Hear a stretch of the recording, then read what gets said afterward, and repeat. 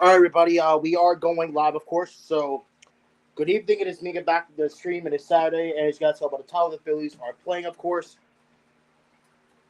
and they are leading 3-1 right now, and they are in the bottom of the second. So I didn't miss that much, but the Mets got on the board first, um, and then um, and then we had 2 runs, and then we scored another one right about now, and I think I'm gonna do my stuff downstairs instead of upstairs because I'm not being able to do my stuff downstairs.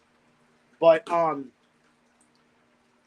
I know I also apologize for streaming late because obviously, well, because I think I made a really good decision of streaming today because obviously because I actually got home at well I mean I got home at a weird time, but I mean, hey, it's better than nothing. You know I mean, it's better than nothing. Since the Phillies are playing right now and they're leading 3-1 over the Mets, which is pretty good. So although we win the series in general, I mean, because it's gonna be huge for us. But like I said, I wouldn't be too surprised if we sweep them. And oh boy, we're gonna have some new card people, and yeah,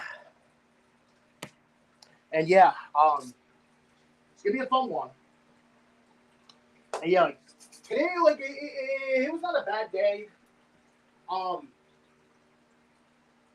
I mean, like today wasn't a bad day of work. I worked for very long, but like otherwise, Teddy was good. Like it wasn't too bad.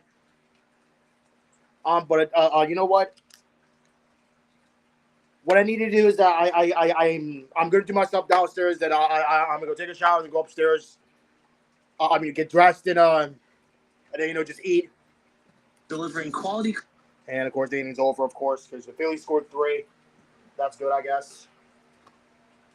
And I'm gonna let out these dogs too, because I saw no poop or beer. Because I saw no poop or pee. So I actually am gonna leave my stream unmuted so that y'all can listen to the game. So I really hope. So I really hope that you guys can hear my game or which the Phillies. So yes, but like I said, Phillies are leading it 3-1 right now, which is pretty good for the Phillies because Nick Gable was pitching, and yeah, It's not a good look, man. Yeah. Eliminated that from my repertoire a long time ago. Here is Francisco Lindor, who leads off for the Mets. Phillies 3 and the Mets 1. We start the third inning, and Rick Abel misses up and away for a ball. I'm gonna let you guys listen to the game. Abel into his windup, and the pitch. It's a strike call. Lindor fly to right his first time up. He's now 0 for 20. It's the 6th time in his career. He's had a hitless streak go at least 20 at-bats. Okay. The pitch. Breaking ball, that's outside. His longest ever was 27 hitless at-bats in September of 2016. Damn! Wait. Before he became a Met. 2-1. Swinging a ground ball foul, pass first. Damn, and somewhat just as significant, he is already sitting. He's matched his career-long RBI drought. He's the guy that drives in runs. I know he bats at the top of the order, but he also drives in runs. 2 balls, 2 strikes, and the pitch swung on, fouled away. 12 games without an RBI. It also happened in a stretch of 12 games back in the 2021 season for him. Abel, the 2-2, and it's down low. Abel also starting to find out what it's like to have to pitch every 5th day here lately with the Phils, something he never really had to do at all in the minors. 3-2 pitch, swung on, and it's hit in the air, left center field, pretty deep. Going back towards the angled wall is Marsh, and that one is gone. It clears over the State Farm sign. And Lindor ending his 0 for 20 drought with a home run. And it's a one-run game again as Lindor hits his 10th of the year. Pardon me, his 15th of the year.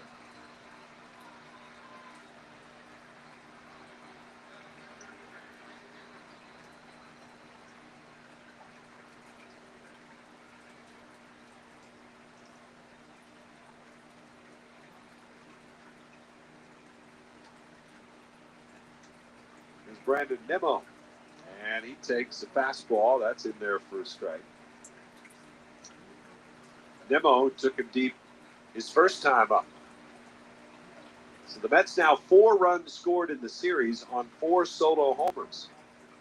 The pitch fouled back over the screen. Phillies have scored 13 runs on the strength of 1 homer. Well, that's more fun. 13 runs. It's a lot of people involved, yeah, for sure. A lot of action. The 0-2 pitch on the way. It's popped up foul into the seats third base side. Let's pause for station identification. This is the Phillies Radio Network.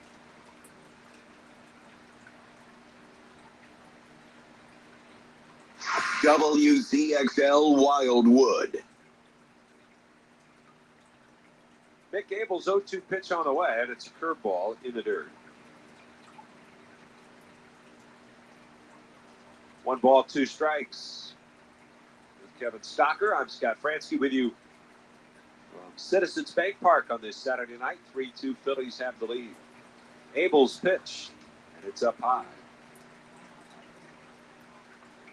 2 balls, 2 strikes.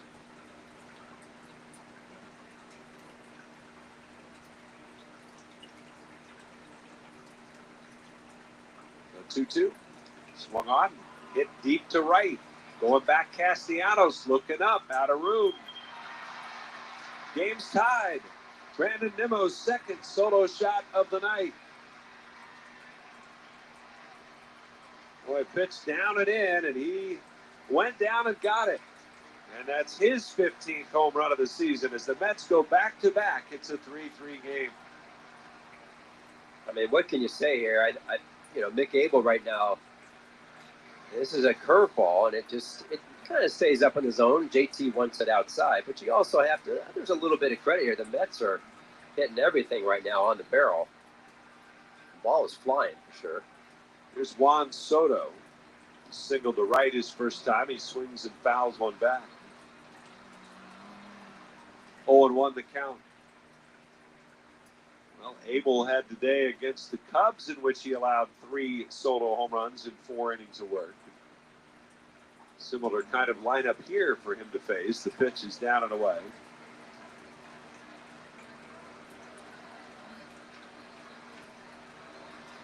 One ball, 1 strike. 3-3 game, 3rd inning. Abel kicks and deals, and the pitch is a breaking ball down low.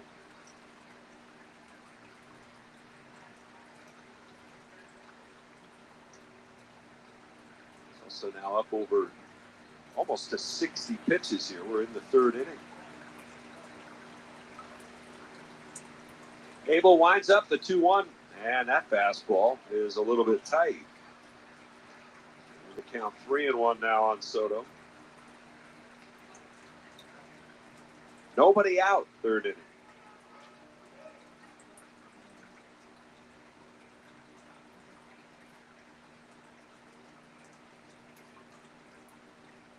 Abel's 3-1. Fouled back. 98, that one in on his hands. I mean, 3-1, though. He's not afraid to challenge him. That's what he's going to do. Comes right back with this 4-seamer.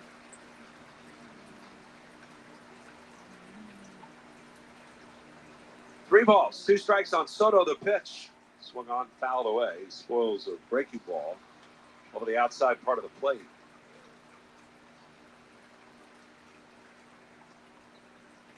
Count remains full. 3 balls, 2 strikes.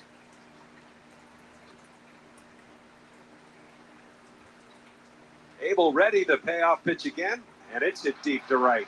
And the Mets have gone back to back to back as Juan Soto smokes one into the lower seats in right field.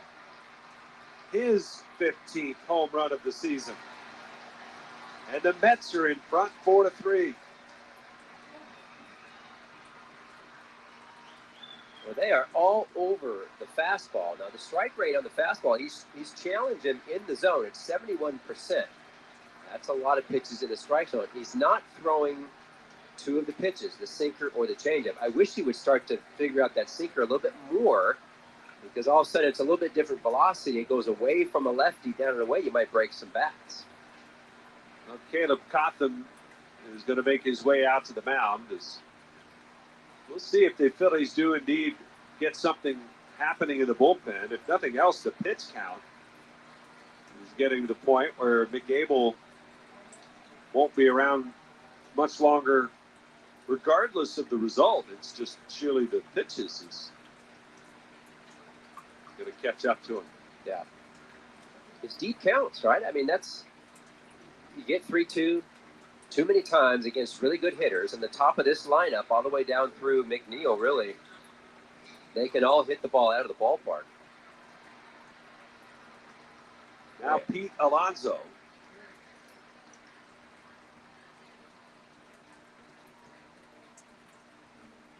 Here's the pitch, and it's in there for a called strike. October of 2022, the last time the Mets hit 3 consecutive home runs. And for each of them, it's number 15 on the season for Lindor, for Nimmo, and for Soto. The pitch, check swing, foul ball, and it's 0-2 as they try to stay in on Alonso. 4-3, Mets lead, third inning. As they get their second lead of the night.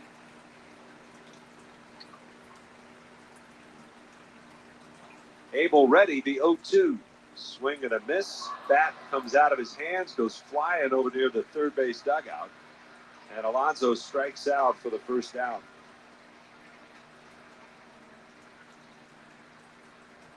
So that's 45 home runs out of their top 3 guys, right? I can do some math. Not including Alonso in the 4 spot. That's a pretty good punch at the top of the lineup. And he's already passed that point. Yep. So a while back, he's at 18. First pitch up and away to McNeil. McNeil popped out to left his first time up.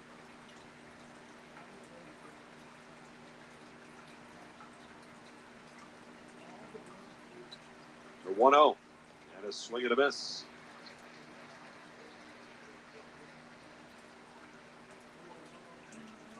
One ball, one strike.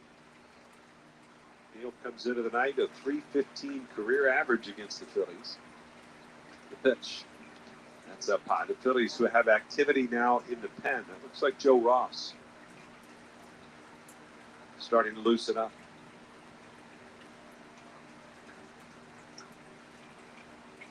Two balls and a strike on McNeil. Abel ready, the pitch. Breaking ball, swing and a miss. Talked a little bit about last night. He uses the torpedo bat. When I walked up here today, I spent a little time cruising around the Hall of Fame Club and looking in some of the cases. If you ever get down to the ballpark, get up there and take a look. They actually have a Brandon Marsh torpedo bat right there to see. 2-2. Swung on, popped up, foul, third base side. Long run, Bohm over near the camera well. He's under it, and he's got room to make the catch. Yeah, I mean, I know some people they always ask me what they're like, what they look like. You can kind of see it on TV. You get a real nice close-up view. And I also just noticed watching some of the College World Series, they now have torpedo aluminum. Oh, of course. Why wouldn't they? Why? You know what's next? It's going to be like torpedo wiffle ball. Yeah. And then on we go.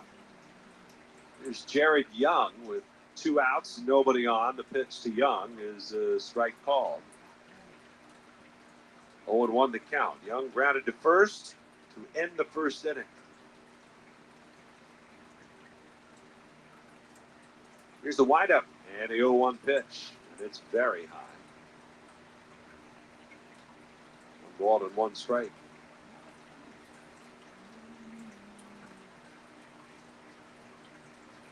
over 70 pitches now is Mick Abel. 1-1. It's outside. 25 in the first. He's basically on the same sort of pace through the second and the third.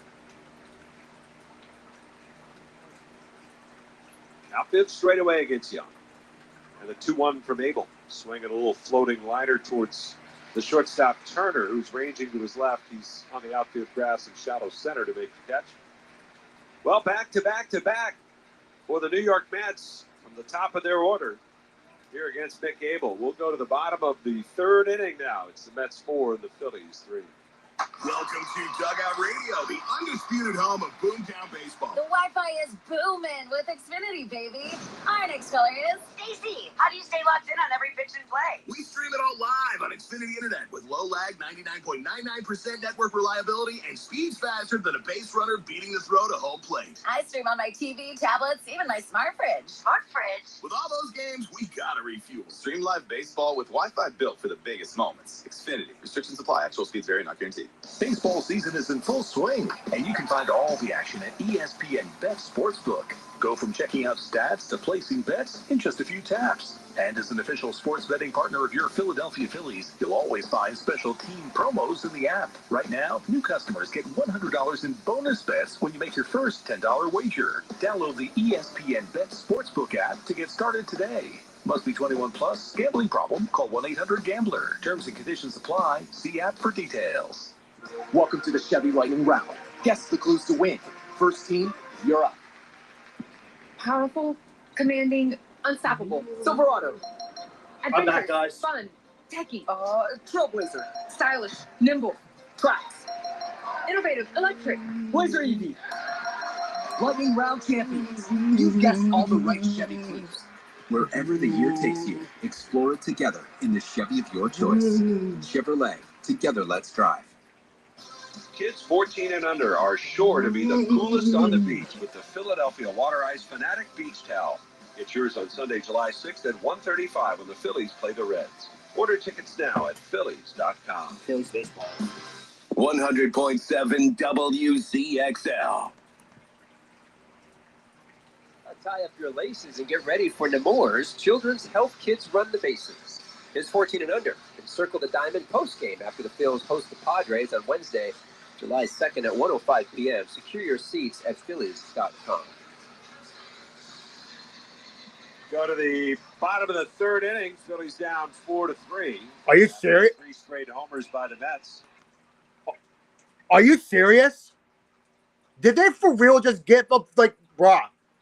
Ross will continue to throw in the pen. Kyle Schwarber leads off here against Griffin Canning, and the pitch is upstairs, up and in for ball one. Schwarber with a base hit to right, his first time up. Wait, is that what Mick Abel's done? 1 ball and no strikes. Canning with a wind and the 1-0 pitch. Swing and a miss.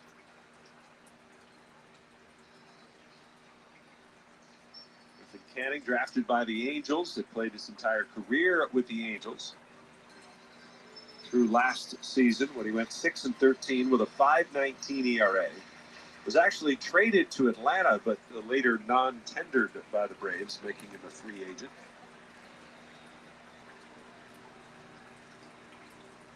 The 1-1 pitch to Schwarber, swinging a bouncer right side. Mauricio charging in, gloves it, and tosses to first. There's one away. Is that what Mick Abel's done? Like, is he done already? Well, I mean, who so far tonight hasn't walked anybody. Walks have been an issue for him. Has an 11% walk rate, 4th worst in baseball. Well, we better not lose this game. With 60 or We more not innings. lose hot again. There's Bohm and the pitch. And that one is in there for a called strike. Can he give up walks, please? Like, that'll be nice. Last year he had a home run problem. He gave up 31 homers for the season. He actually allowed more earned runs last year than anybody else in the American League. Which is down low. 1 ball, 1 strike. Man, fuck the Mets.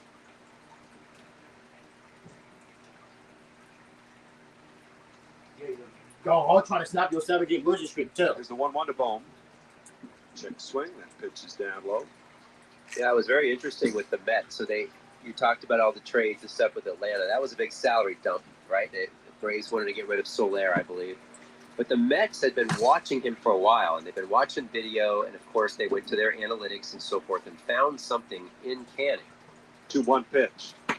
And that one missed outside. And the Mets have done this before where they kind of say, we want our staff to be this way. We want to, a couple years ago, it was, we want to be a sinker ball team. Now we want to do this. With him, they figured if he threw his slider more and changed speeds with the slider, that he could be very effective. 3-1 pitch to Bohm. And that one is right there for a called strike. So literally, they signed him with that intent. We're going to sign you and pay you all this money. But here's what you're going to do is throw your slider more. And he's done that. It's up 11% this year, more sliders. The beginning of the year, it was really good. But now he's walking people. Here's the 3-2 on the way. And he fouls it down to the plate to stay alive. Well, he's had a lot of injuries over the course of his career. He had a stress fracture in his back, made him miss a full season at one point. That was in 2022. He didn't pitch at all.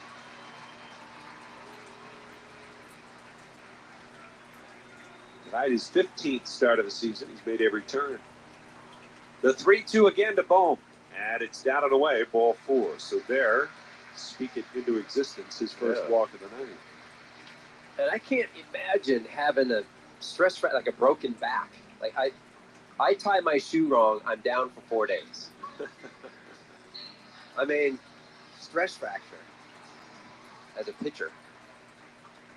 Here's Nick Castellanos. Castellanos doubled into the right field corner his first time up, driving home the Phillies' first run.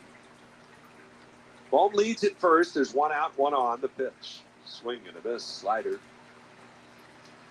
It's 0-1, the same way he started Castellanos the first time around. Nick, a .310 average his last 22 games. 5 doubles, 4 homers over that stretch. For McNeil, very deep in center. Here's the pitch. It's way outside. Backhand stop by Alvarez.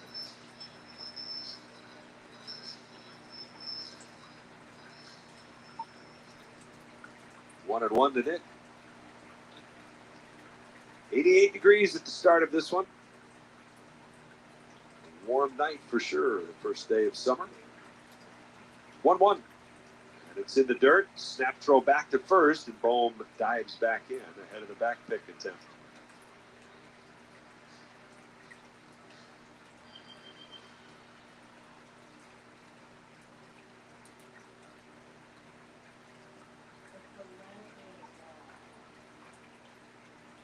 Two balls and 1 strike.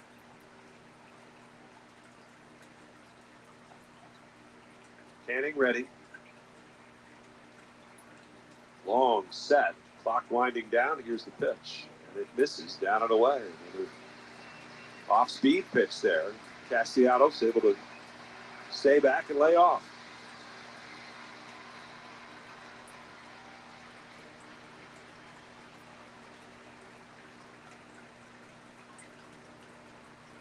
Three balls and a strike. And a snap throw over to first by Canning, and Bohm just back. Alonso might have been as surprised as Bohm to get that throw from Canning as he dove to try to tag him.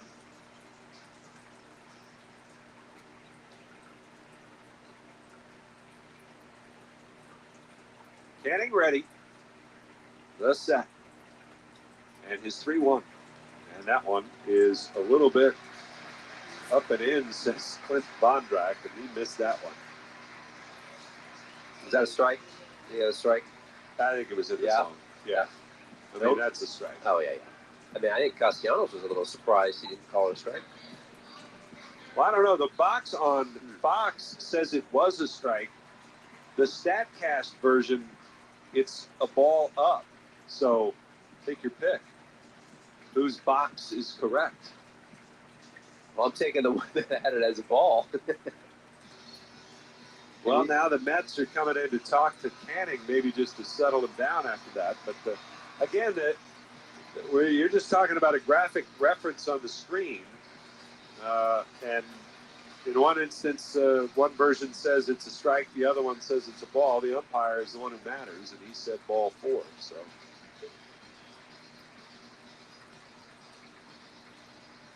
it's not a perfect science, Stock. No. It is. Clint Bondrak all the way out to the mound now as the conversation's still going on.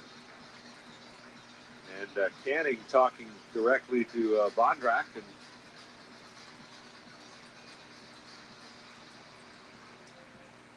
I'm going to bring on Max Kepler. Kepler just won for his last 12, the last 4 games, including tonight. He's driving a run his first time up with a ground out. Mets are hoping for a double play ball here. They've got a 4-3 lead, bottom of the 3rd inning.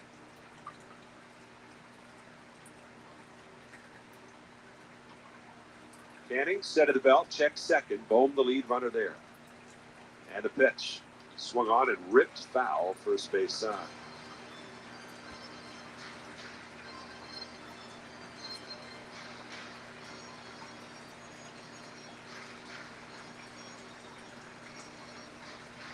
Doesn't throw too many cutters. They had Cutter on the board for that one. This he came way in on his hands. 0-1 the count. Outfield shifted the other way against Kepler. As Canning ready. Checks second. Here's the pitch. Swing and a miss.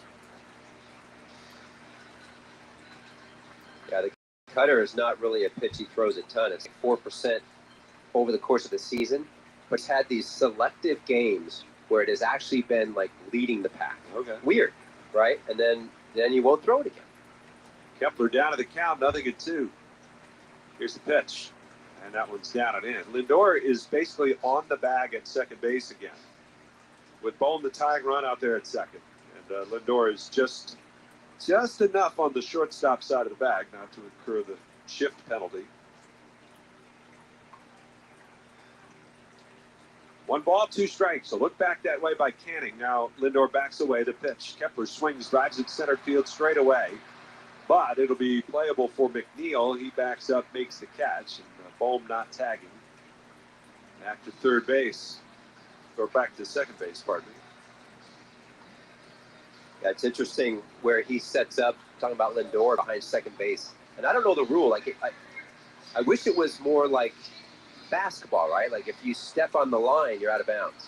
Well, if his left foot goes over the back corner of the bag, from our vantage point, we can see the corners, the diamond shape of the box of the base. And if his left foot goes over the other side, he's and they go by the corner of the base. Yeah, as if you were drawing a line. As the first pitch is down and in, a line from the rear tip of home plate. Yeah, straight out through the pitcher's mound, straight out, intersecting the base. How thick is the line? Right? I mean, 1 ball, no strikes, the pitch. And that's in there for a strike call. Could you? Just what about your shoulder? What if your shoulder? I mean, I think it's his foot. It's about your foot. All right. A little bit subjective, for sure, from the on-plate umpire. 1 ball, 1 strike. The pitch, and that's outside. I guess it would be similar to like a left-handed pitcher's pickoff at a 45-degree angle to first, right? That's really subjective. I don't think this is all that subjective. No.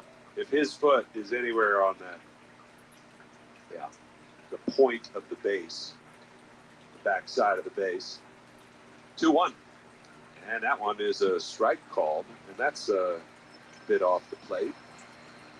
So Canning got one back there for himself. And it puts JT at 2-2. It was never a strike, though.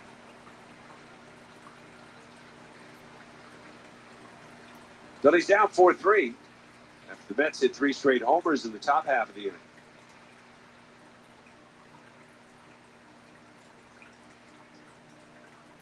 Bohm is at second, Castellanos at first. 2 outs, 2 on. 2-2 count, the pitch. Swinging a bouncing ball towards third. Beatty charges, gloves it, steps on third, and the side's retired. Couple of walks in the inning, no hits, 2 left by the Phils, and we'll go to the 4th. It's 4-3 New York. Let's go, Philly! Let's go, Philly! Let's go Labatt Blue and Labatt Blue Light. Baseball and beer go so well together. That's why Labatt Blue and Labatt Blue Light are proud sponsors of the Philadelphia Phillies. Win or lose, a good-natured Pilsner like Labatt Blue or Labatt Blue Light are always a good next move. Find Labatt Blue and Labatt Blue Light Pilsners at Ocean Beverage and Brigantine. Liquor downtown in Wildwood. In both Green's Liquors locations of Pacific Avenue and New Jersey Avenue Wild. Always enjoy responsibly. Labatt USA, Buffalo, New York. All rights reserved. Labatt registered U.S. trademark of Labatt Brewing. Summers Point Lumber has everything you need, and I mean everything. From Therma-Tru fiberglass and steel doors, power tools, AZEK exterior trim and decking are in stock. Get windows and doors delivered right to your door. Call Summers Point Lumber today at 609-927-1166. Now at Verizon, we have some big news for your peace of mind. For all our customers, existing and new, we're locking in low prices for 3 years guaranteed on My Plan and My Home. That's future you peace of mind. And everyone can save on a brand new phone on My Plan when you trade in any phone from one of our top brands. That's new phone peace of mind. Because at Verizon, whether you're already a customer or you're just joining us, we got you. Visit Verizon today. Price guarantee applies to then current base monthly rate. Additional terms and conditions apply for all offers. Ever noticed that the best base runners take chances? That's what makes them great and exciting to watch. At Deborah Heart and Lung Center, we don't believe in chances. Deborah is one of the premier heart hospitals in the country. For over 100 years, Deborah continues to be at the forefront of cardiac excellence and innovation. Our measurably better clinical outcomes speak for themselves, and our patients are much better off for it. Remember, when it's your heart, you don't take chances. DemandDeborah.org. Copiers Plus has been providing quality products and services. South Jersey's Rock Station, 100.7 WZXL. Plus for copiers, printers, and multifunction devices. Call 645 Plus or visit copiersplus.com. Transform your home with Archer Exteriors. Archer Exteriors offers $250 off per window and door installation, plus 25% off roofing and siding services. Visit ArcherExteriors.com today to claim your golden ticket savings with Archer Exteriors. House 4 solo homers and leaves on the short end of a 4-3 score. And it'll give way to Joe Ross, who comes on in relief, his 26th appearance of the season. Ross, a .498 earned run average. He'll work to the bottom third of the order here in the fourth inning. And the Phillies likely need some length here out of Joe Ross.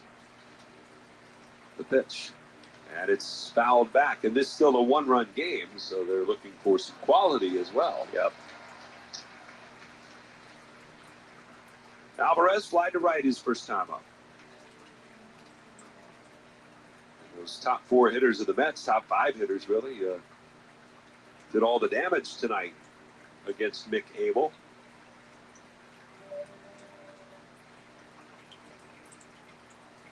Ross, the 0-1. Swing and a miss. Ross with a 2-1 record. Opponents are hitting .267 against him. He's had a home run issue as well, 6 allowed in 34 innings. No balls, 2 strikes. Here's the pitch. Swung on, fouled back. Yeah, and one of the tricky things here is, and I was always this way as a hitter, Mick Abel leaves, who threw 96, 97, top of the strike zone. And then in comes Joe Ross, who throws 96, 97, top of the strike zone. And if I was on deck and saw that, I don't have to change my approach a whole lot as a hitter. 0-2. Swinging a foul off the end of the bat to the backstop. I think with Joe has experience. And you hope that Joe understands, like here's a good example, he's ahead. He gets ahead 0-2, stay out of the middle of the plate.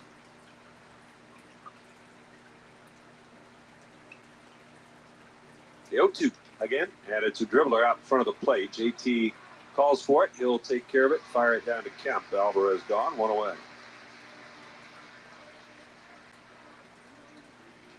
Ross worked the 7th inning Tuesday night, gave up a run on 1 hit through 28 pitches to get through 1 inning in Miami. That was his only appearance in that series.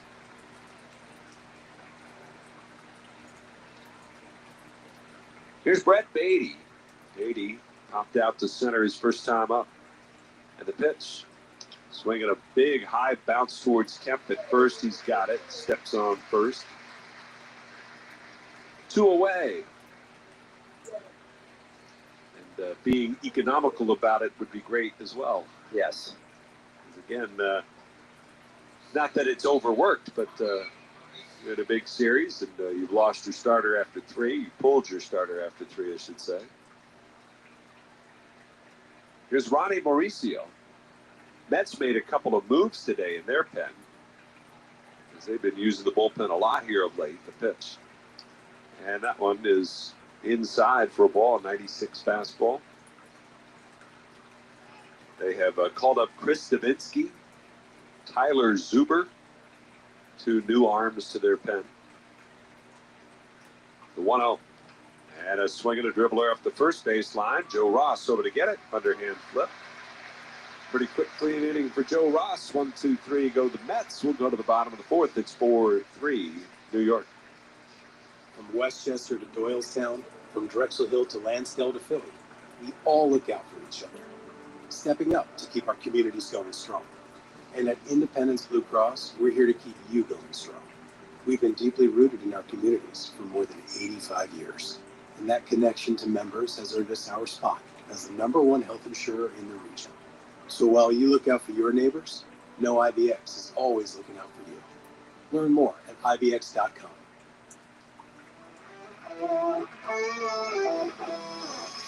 Yingling Traditional Lager, a beer that, like true legends, stands the test of time. Brewed by the same family for nearly 200 years, it's a crisp amber lager with a bold, smooth flavor that's perfect for game day. So make sure to stop by McGillen's Old Ale House at 1310 Drury Street in Philadelphia for $4.75 Yingling drafts all day long. Let's go Phils, Yingling. Legends stand the test of time. Every success you've had began with a great opportunity. Now there's another one. Last aid year, University of Maryland Global Campus awarded over $21 million in scholarships to qualified students, including community college students, service members, veterans, and working adults. Now is the time to move your career forward with an online and accredited skills-based education. Learn more at umgc.edu. Certified to operate in Virginia by Chef. Thinking of driving home a new Kia? It's gotta be a matte black Kia. With 3 locations and over 500 Kias in stock, it's gotta be a matte black Kia. When it's gotta be a great deal, it's gotta be a matte black Kia. Visit matteblackkia.com. 100.7 WCXL. This is the iHeartRadio Sports Report. In the NBA, John Morant returned to play from his 25-game suspension last night to lead the Memphis Grizzlies to a 115-113 win over the Pelicans. And to top it off, he hit the game-winning floater as time expired to cap his 34-point night to end the Grizzlies' 5-game skid. In other action, the Warriors topped the Celtics 132-126 in overtime. Steph Curry dropped 33. The Blazers stunned the Suns 109-104, and the Bucks beat the Spurs 132-119. And in the NFL, those hoping to see Aaron Rodgers make a return as quarterback for the New York Jets this season will be disappointed. Yesterday, appearing on ESPN's The Pat McAfee Show, he said a return to action would have been, quote, an absolute no-brainer for a playoff game, end quote. But the 5-9 Jets were eliminated from postseason contention Sunday, and that cemented Rodgers' decision. I'm Andy West with your iHeartRadio Sports Report. Need more? Open the free iHeartRadio app for the best sports stations in the country and the most sports podcasts with the biggest personalities in the game on demand. Takes, that's right. Giants over the Red Sox today, 3-2. Rafael Devers with his first home run for San Francisco. Of course, it comes at Boston's expense. They're out on the West Coast, right? Yeah.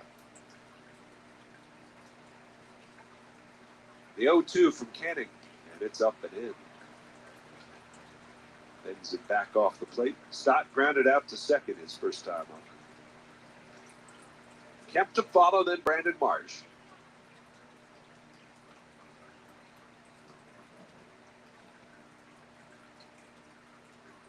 And Canning, the 1-2. Swinging another foul ball off the first base side. I'm back, guys.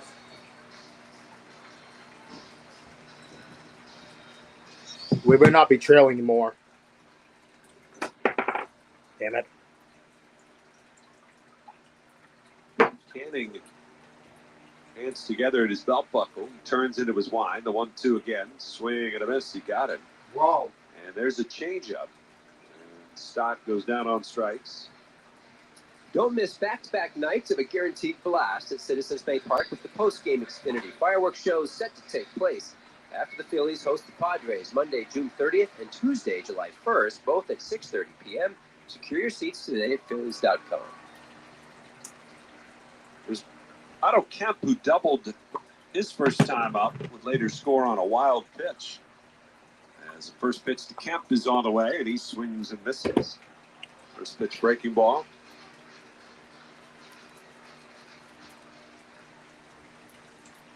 The double for Kemp was his third of the year.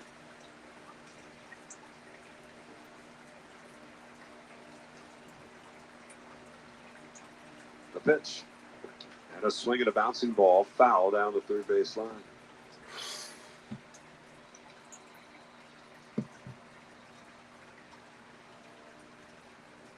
Did we score at least? Canning, who really employs a very slow, deliberate 3 line pitches. when he's out there on the hill. It's just not like him, though. I guess we haven't scored since then. He's got Kemp down to the count, nothing at 2. And the pitch. Swing and a miss. Struck him out. Wow. Back-to-back strikeouts here of Stott and Kemp. His first 2 strikeouts of the night. That's it? And that'll bring up Brandon Marsh, the center fielder. Brandon Marsh, of course, a few years ago, a teammate of Griffin Canning. Really? With the Angels. Oh.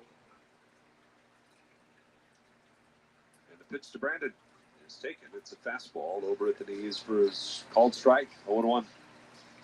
Oh, my God. 4-3 Mets. 4 runs, 6 hits for New York. 4 of the 6 hits are solo homers. 3 runs on 4 hits for the Phils. Oh, it's still 4-3. Thank God. Swing and a miss. Oh, thank God Mets didn't score more. I think Canning, he's been what I would call kind of a step-up pitcher. In other words, kind of sounds silly. That's the only thing I can think of, Scott. But, like, against good teams this year, he's been really good. Against teams that are subpar, he's been really poor. The 0-2 on the way. And a swing and a miss. Chased a high fastball. And Griffin Canning strikes out the side as the Phillies go 1-2-3 in their half of the 4th. On to the 5th. Mets lead it 4-3. Oh, well, at least the freaking Mets are not scoring more runs. Yeah, well, they don't need to. 4 runs is enough for them. 4 runs is enough. I mean, sure, we're only down by a run, but that's not the point. I'm closing my curtains. I'm just glad I'm done. Well, again, like I said, this is the first time that I got done at 7:30.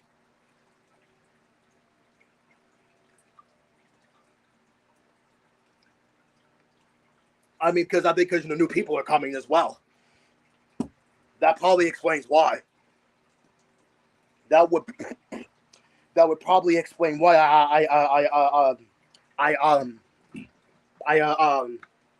got done at 7:30 rather than 10. Yep, next week, next Saturday I get done at 10, which I'm actually heavily annoyed by that though, because I hate getting done at 10, honestly though. But that's what they do, I guess. That's what they do, I guess. Wow, so Mick Abel, he only pitched 3 innings. Fucking ouch. Well, he could have went for more, though. He could have. He could have went for more, though. He could have. All players in their communities through the. He could have went for more. 3 innings is just not good for him.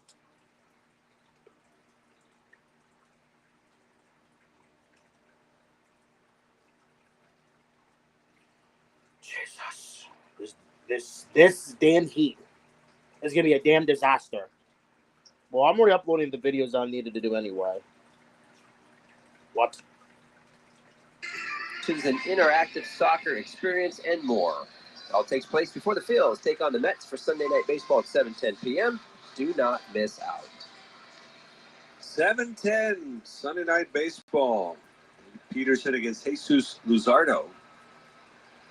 Here it's Joe Ross against Francisco Lindor leading off for the Mets in the fifth. Mets lead 4-3. The pitch to Lindor is a strike called. He started the back-to-back-to-back home runs in the third inning.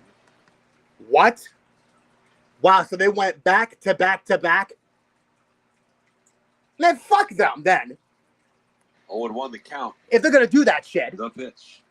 Swung on, fouled away. Ross had an 8-pitch 1-2-3 inning in the fourth. We'll see how he fares with the top of the order. This is a very top-heavy lineup, especially right now. It's a top-heavy lineup. I think at the start of the year, it was running a bit deeper. The 0-2 breaking ball fouled back. I think the ebbs and flows of a long season. You go with those idioms. You had one the other day. You said bread and butter. Did I? Somebody said, it was a bread and butter. And I started thinking, fire and ice. Like all the ones I could think of. I started making a list just for you. 0-2 pitch on the way. And that's a little bit high. I'm trying to think of what. It was a pitcher, and you said that's his bread and butter, I think. Okay. I think that's what it was in reference to. I don't remember who it was, but different idioms, right? And I think that's his. 1-2 pitch. Just missed outside. Soto thought it was a strike. He started to walk away. Not a bad pitch. You just don't want to nickel and dime him. See? I see what you did there. Right.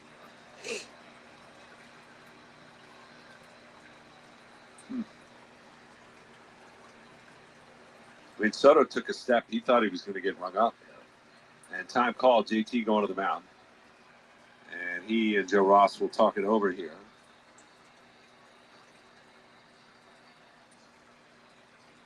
With Lindor leading off.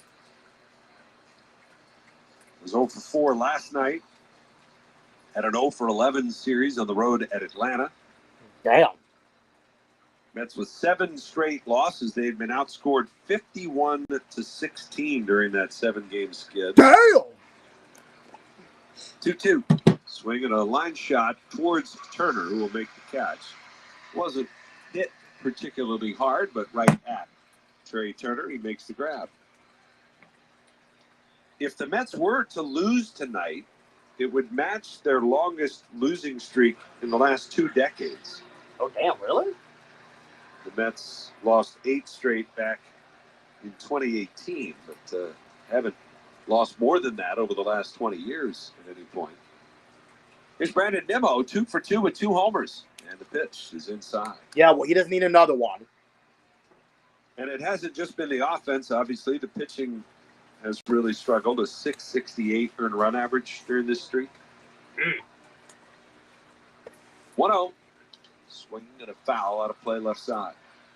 Is that their entire staff? Well, maybe this doesn't work. That's everybody, right? Ryan Kane is not going to work out pretty well.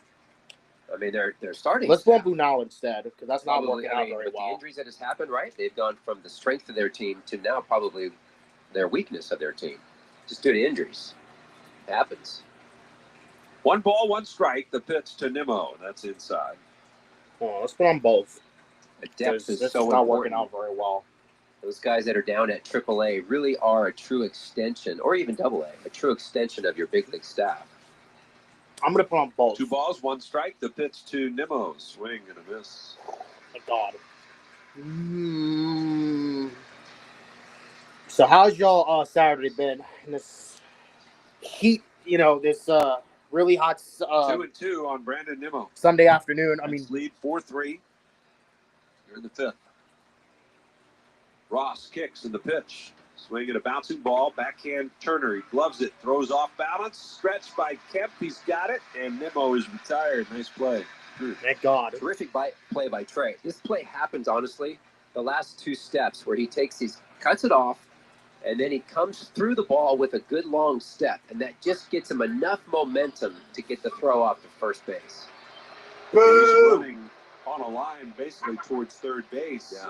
Started up the middle. He's going back that way. Overrated. towards third and throws back across his body to first. Here's Juan Soto, 2 for 2 tonight in the pitch.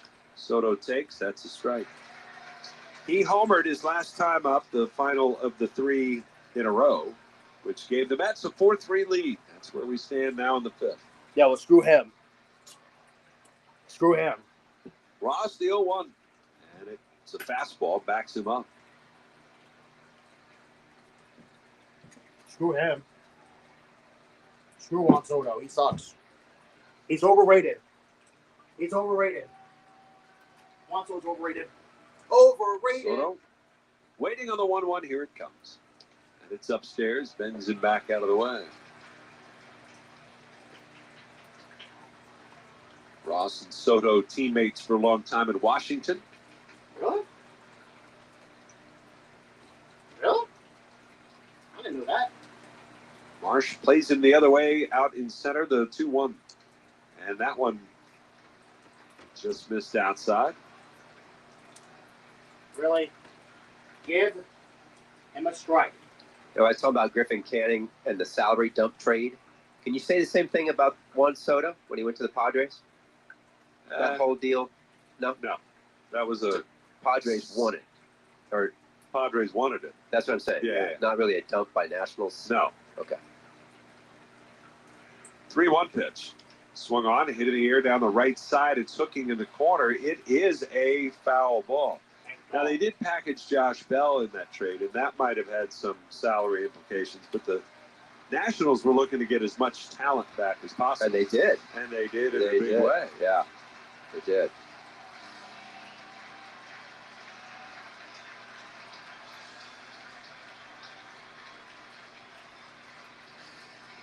Three balls, 2 strikes to Juan Soto with Pete Alonso next. Bases are clear. Ross ready.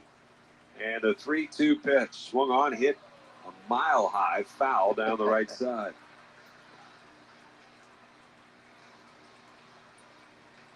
And tracking the flight of that ball gets you looking up into this pretty summer sunset sky here at Citizens Bank Park.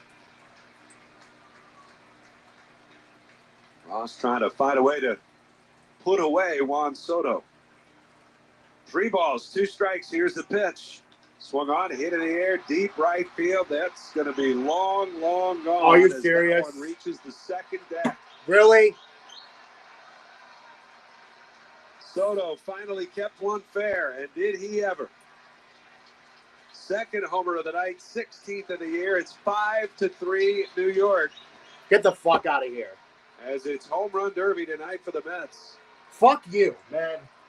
Fuck you. That's... Stop hitting home runs. Soto and Nimmo both with multi-home run games.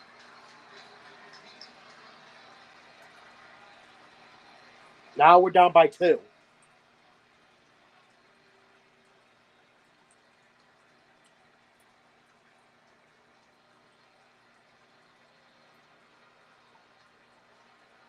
Here's Alonso.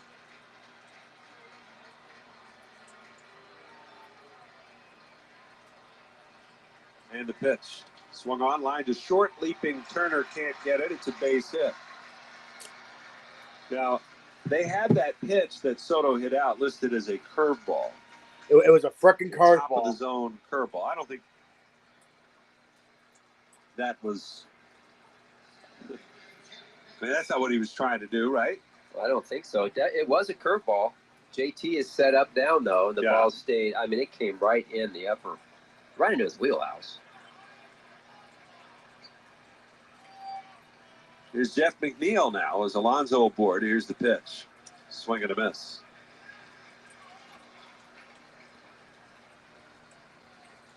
McNeil 0 for 2 tonight.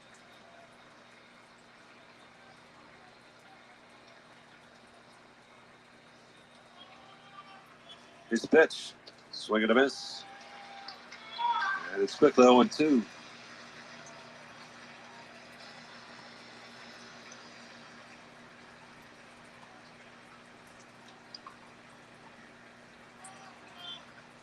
No balls, 2 strikes on McNeil. And Ross kicks and deals in the pitch. Swing and a bouncing ball towards third. Bohm charges, gloves, throws on the run. It's in time. And McNeil retired for the final out. But Juan Soto tacks on another home run for the Mets. His second of the night. Their fifth overall. And as we head to the bottom of the fifth, Mets lead it 5-3. I can't stand this damn game. I'm just going to turn it off. Because if they keep doing that, then I'm just going to turn off the damn game. No. Sure, we're down by 2 runs, but the fact that I keep seeing them hit a home run, like, it's annoying. We need to do something. Like, we need, like, to get, like, Griffin Canning or something. Like, do something. We need them to lose another game. So that we can be 2 games ahead of them instead of tying it up.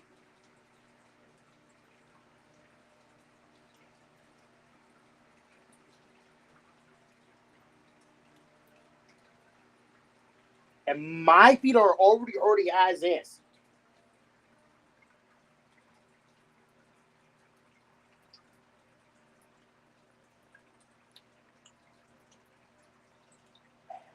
And now y'all can understand why I hate the Mets. Y'all can understand why now I hate the damn Mets.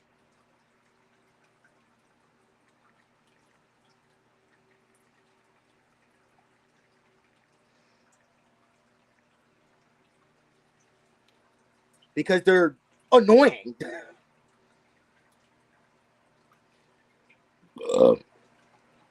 And I'm not wrong anyway. Like I'm clearly not wrong on that.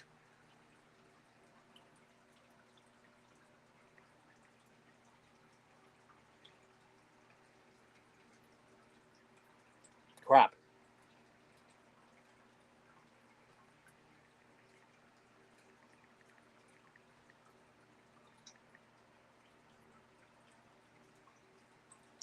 Oh my gosh. So Jameer's almost done. God damn it. I just turn off the game, guys. Because if we're not gonna like hit or like catch up, then that's nothing. Like we literally just won the game yesterday, and already we're freaking losing the damn game, and it's just pissing me off. We need to win this game.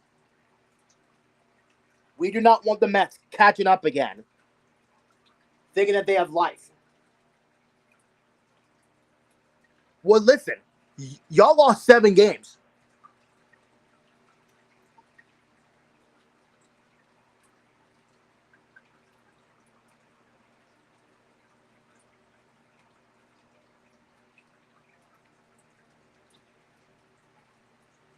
I gotta finish this.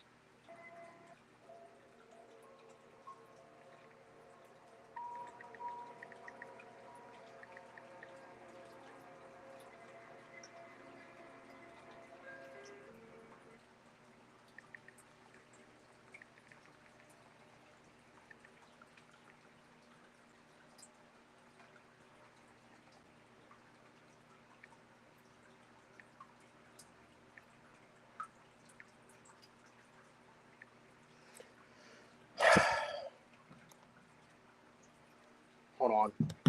Let me just put my iPad down right here. This is just ridiculous. Like, why? Like, why? Why can't we hit? Are we that weak?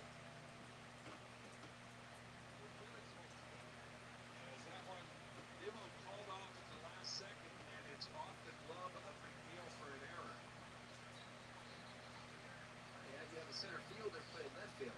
Right, he's very aggressive, and Nimmo, McNeil in center, I don't think has quite as much experience, but Nimmo needs to lay off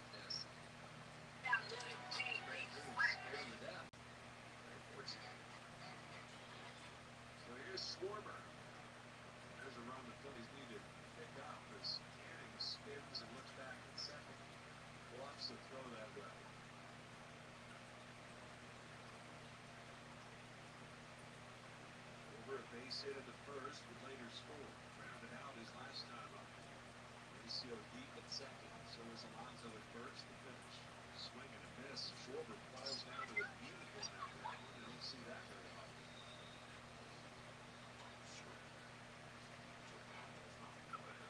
Schwarber. Last 17 games before tonight, hitting just 159.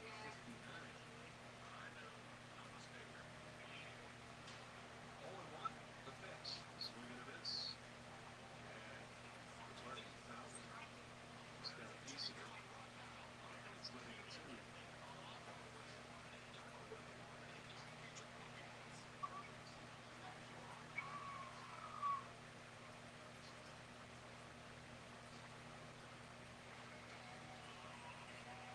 Stepping out of the box for a moment. Dora trying to keep Turner nearby at second base. He's basically standing on the back. Left-handed hitter up there. Canning ready. His 0-2 pitch. That's down and away.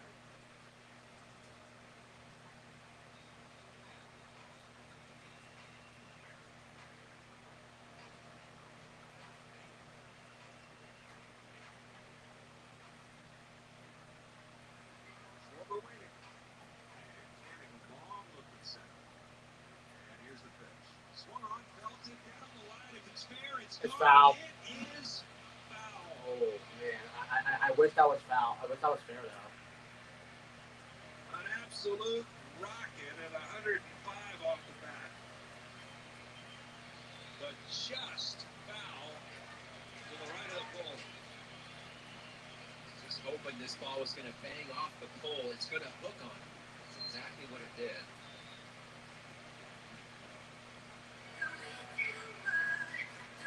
One ball, 2 strikes. Canning again looks back at second base.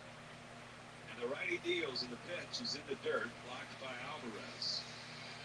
See if Schwarber can do what Soto did, and that's find a way to keep one fair after a foul home run.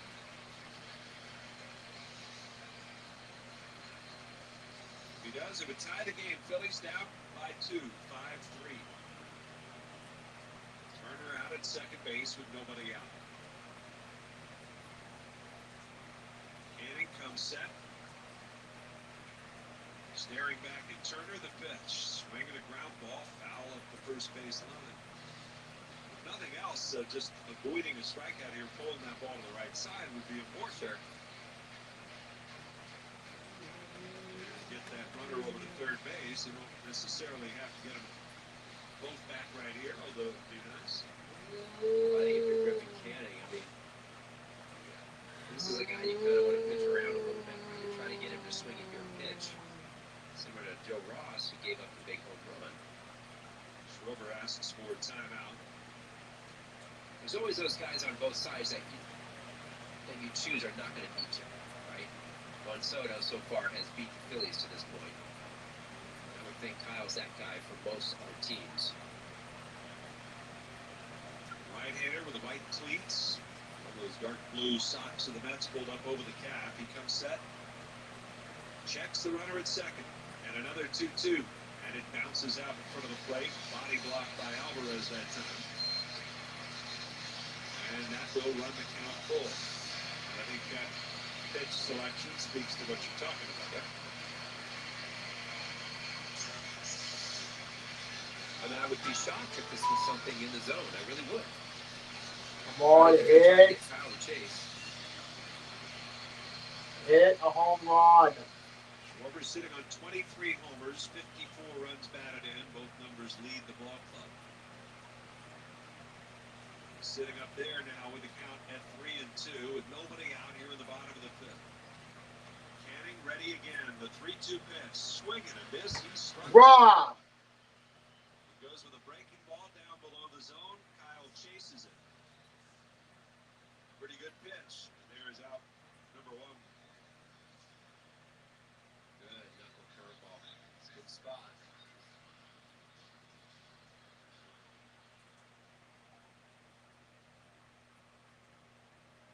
Here's Alec Bohm. A hit and a walk in his 2 trips tonight.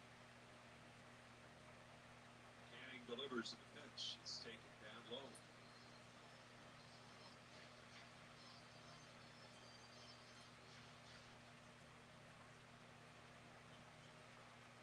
1-0 the count. Home, who's driven in 13 runs in his last 14 games. The pitch, breaking ball. That'll drop in for a strike. Oh my God. But that just looks like a tiny curveball. It does. It does from our view. Come down there, you're so assured. 1 ball, 1 strike. The pitch. And that one is over right down the middle. Oh my God. Can someone hit a home run? I think he's going down and away and off the plate. Yeah, now.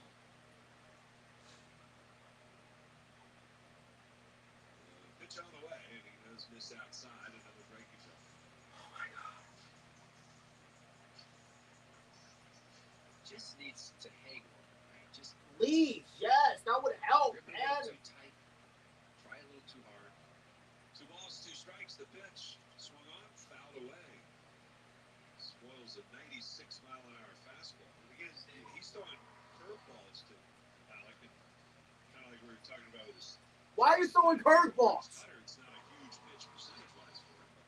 Get him out of this game, man. Right now with Boma.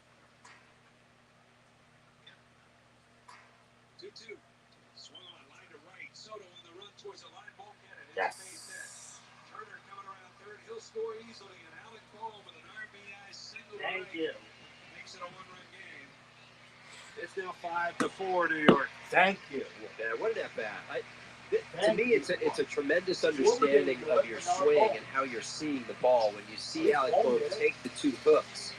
And from our view, we're like, man, these look like good pitches to hit. But he's so not afraid of the other pitches. He's not afraid of the fastball. He knows he can at least foul it off. And I think that's why he's fine. I'll go to 2 strikes, and that's what he does. Well done. Pitching coach Jeremy Hefner out to talk with Canning. And before Castellanos bats, let's pause for station identification here on the Phillies Radio Network. WZXL Wildwood.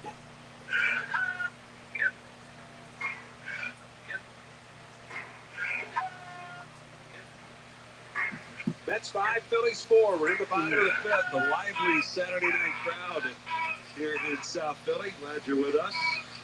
On the radio, Scott Pansky alongside Kevin Stocker, Mike Tuberosa, our engineer in the booth, Justin DeRazio back in our studios. Nick Castellanos batting here. Castellanos has reached base twice as well tonight against Canning with a double and a walk. He's driven in a run, his 40th RBI of the season. He's the go-ahead run at the plate. Bohm short lead over at first. Mauricio shaded up the middle, big hole right side on the infield. As Canning ready in the pitch. Swing and a miss. First pitch slider down and away. Every at-bat here against Castellanos. And he has swung all 3 times.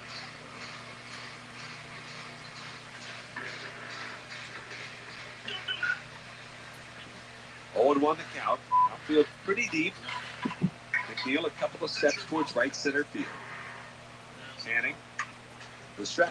And the 0-1. And it's down and away. Lays off that time. Basically the same pitch. Yeah.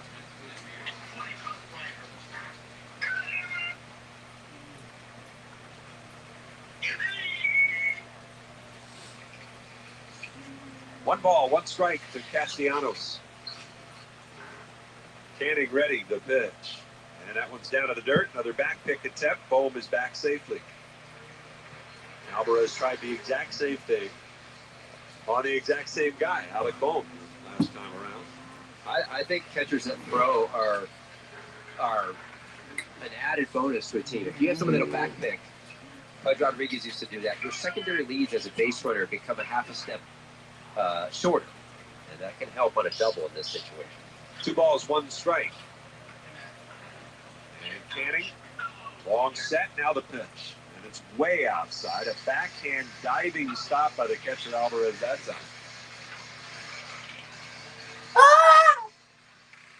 Castellanos, by the way, if you're curious about first pitch, on the first pitch this season, He's 23 for 51. That's a 451 batting average with a 1227 OPS. Damn!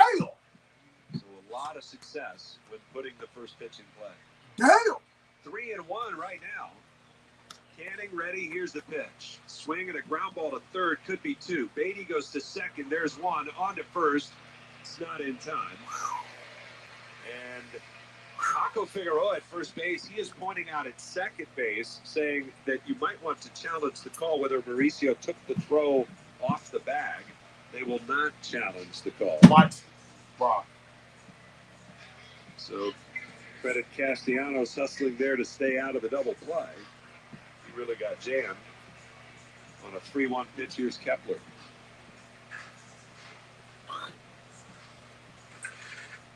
Kepler's 0 for 2.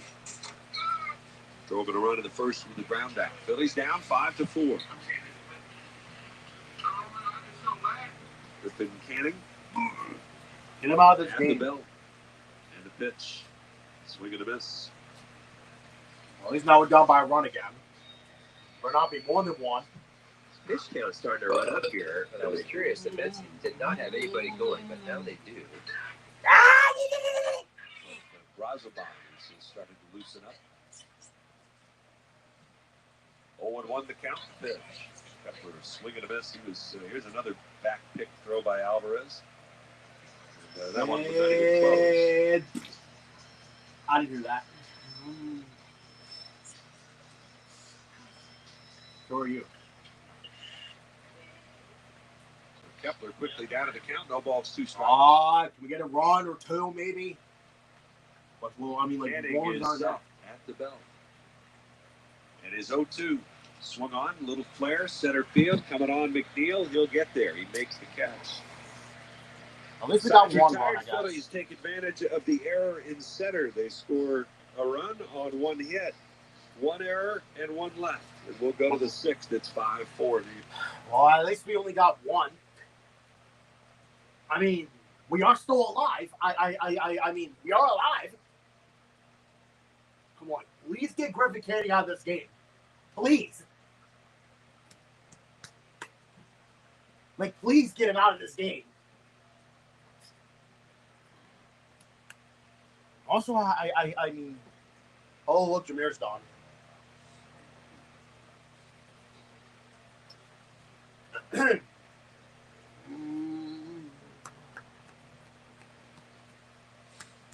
Let's do it.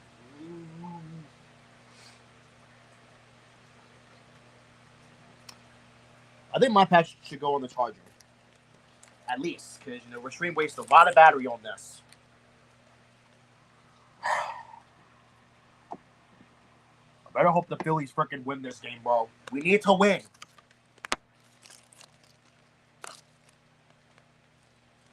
Where's Chick-fil-A nugget of the game? Or it was probably late, I guess. Be honest, who do we play after this? Who do we play after the Mets? Discovering new paths forward, giving you a head start on better Oh, no, we played the Astros and then the Braves. My bad. At the ballpark. You won't want to miss the Xfinity fireworks shows on Monday, June 30th and Tuesday, July 1st, both at 6:30. When the Phillies host the Padres. Secure your seats at Phillies.com.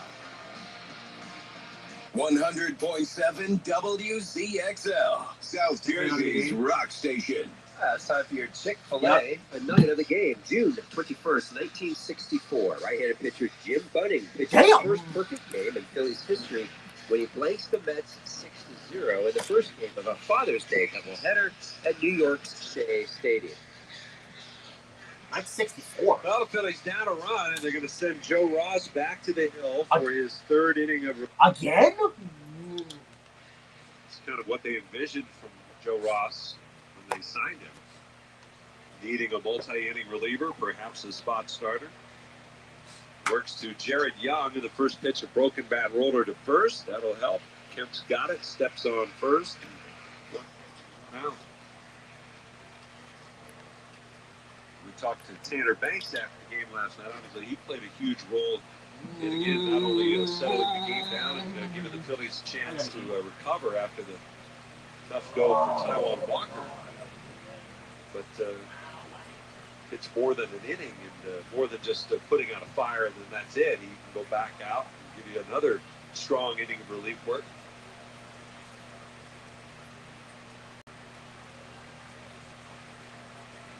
Here's Francisco Alvarez.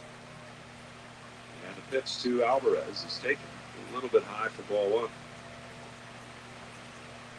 That's the Phillies obviously have quite the luxury a lot of teams don't have in terms of their starting rotation.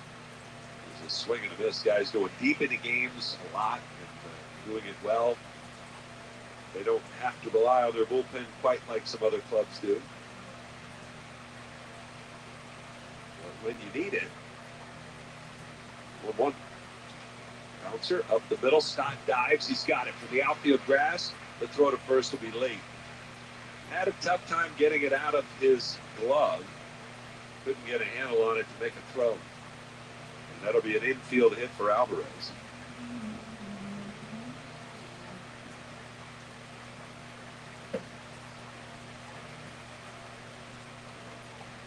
Yeah, I saw today in the notes it talked about the Philadelphia starters.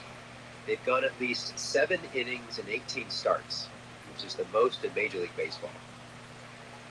And that is just so awesome. I mean, to have a staff that goes that far, and they want to go that deep. Nobody likes coming out of the game. Speaking of Tanner Banks, they're getting it ready right now. Oh, okay. Here's Brett Beatty. And the pitch to Beatty is high for ball one. My guess is if it gets past Mauricio up to Lindor in this inning, it's going to be Tanner Banks. Beatty grounded out to first against Ross his first time up. Here's the pitch. And it's down and in. And it's a 2-0 count here as Beatty. 50 games in the majors last season, hit .229 with 4 homers. Up and down, really, over the parts of 4 seasons with New York, former first-round pick. 2-0 count. Short lead for Alvarez, the pitch. And that's way inside. He misses badly with his fastball.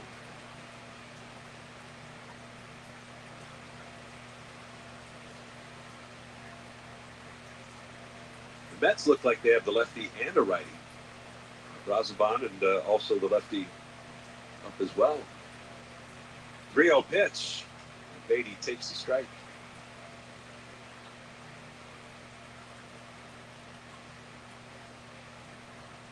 5-4, New York leads. 1 out, 1 on in the 6th. Ross delivers the 3-1. Check swing, the pitch up. He went around, says the plate umpire. I don't know that he went around, but I do think it was a strike at the top of the zone. Well, I think he's saying he swung. I'm with you. Yeah. He did say that, but I don't think he swung at all. But that's okay. Good for the Phils. Pitch was a strike anyways. Yeah. That's what I mean. It was a strike. Yeah. I think you could say he swung. Yeah. 3 balls, 2 strikes to count. Here's the payoff pitch. Swinging a foul. Backed off. Plate umpire, and Beatty's still alive. His count remains 3-2.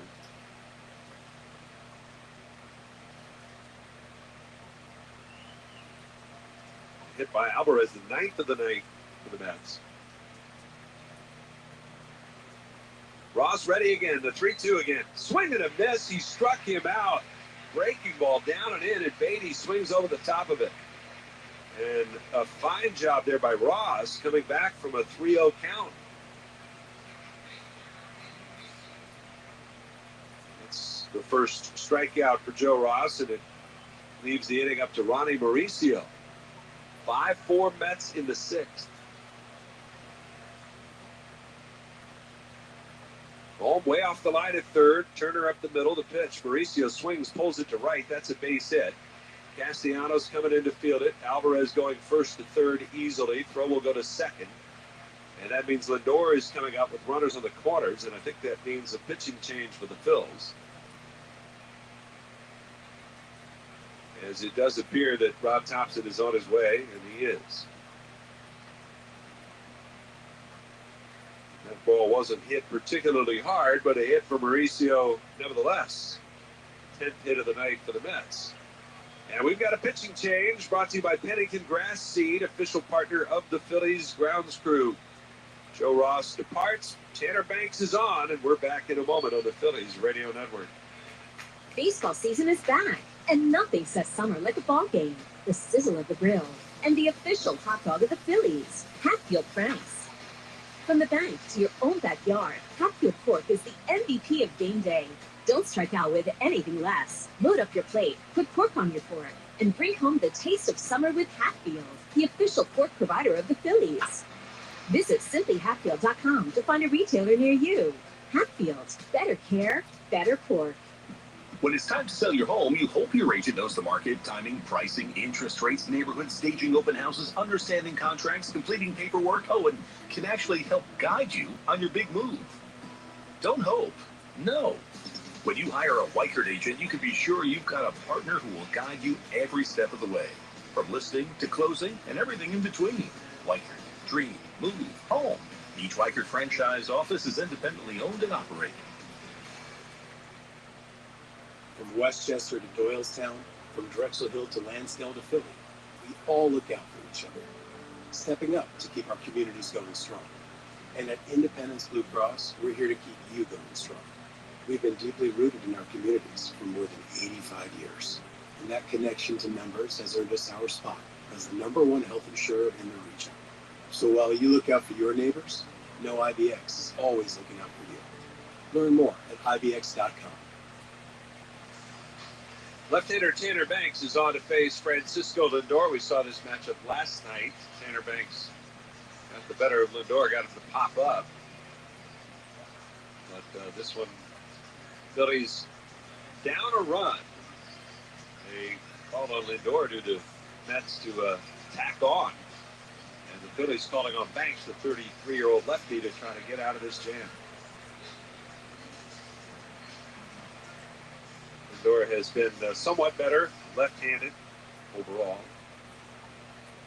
But certainly can hurt you from either side of the plate. Banks comes set, runners on the corners. He kicks in the pitch. That's taken for a called strike.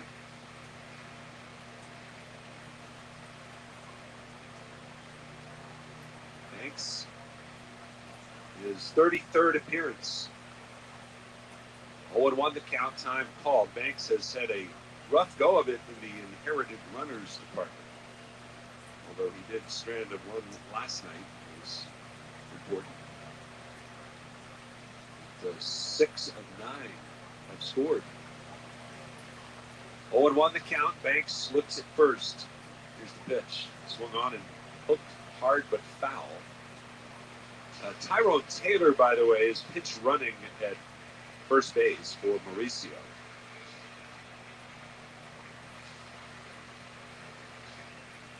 He'll go into center, and McNeil will come out of center and go into the infield. Banks gets ahead of him at 0-2. The pitch swung on, hit in the air, deep down the right field line towards the corner. Castellanos going back at the corner, and that's off the wall, and it's in play. Castellanos overran it. It's off the wall for a double. 2 runs are home. Castellanos was in foul territory, and that hit in fair ground.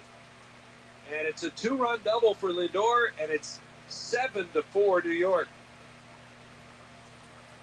Sure, I've really ever seen that before. Now, I don't think Castellanos is going to be able to catch this ball. His angle was all wrong. He didn't quite get to the corner of the 330 under the foul pole. That almost hit the foul pole, Scott, for a home run. I mean, that was that high off the wall. We're going to take a look. Umpires, I think, are going to check the boundary call. So there's a portion of the pole at the base where it meets the wall, I think, that is painted green. There's a line of yellow underneath the pole. This is a crew chief review for potential home run ball. The call on the field is the ball is alive and in play. Again, Castellanos is over in foul territory, thinking He just kind of lost track of it on the run. It was back behind him. I mean, it's clearly fair. It's clearly fair. It looks like it hits that green part of the post at the base, but I believe it's got to hit the yellow part of the pole or the yellow line.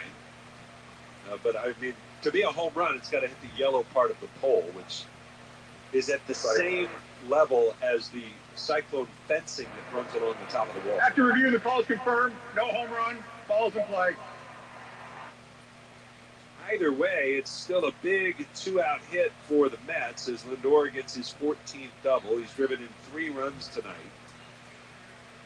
And those 2 runs charged to Joe Ross and 2 more inherited runners scoring off of Tanner Banks. And Brandon Nimmo will be the batter. Lindor nearly becoming the 3rd Met with 2 homers tonight. I mean, he's a few feet away from doing just that. One of those is right here, Brandon Nimmo. 2 for 3 with 2 solo homers. He takes the first pitch up and in. It pops out the mitt of JT. That'll be a pass ball. As down to third base goes Lindor. You go back to that fly ball, and Nick was running so hard, he totally lost track of where he was. If he's able to find, and get a better read on this, I think he might be able to play it off the. Fuck this. I'm turning it off. I'm turning off the game. Fuck the Mets. Fuck them.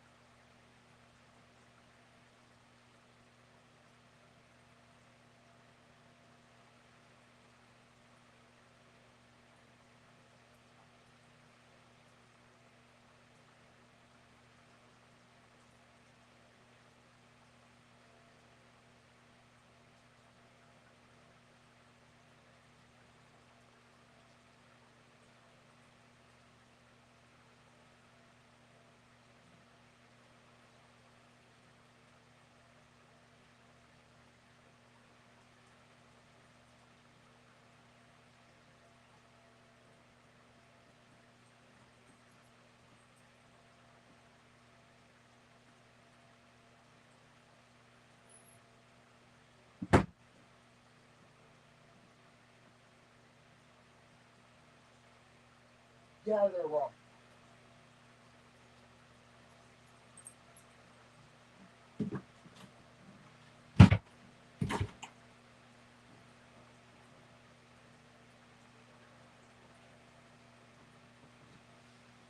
And I do not want to hear your panty either.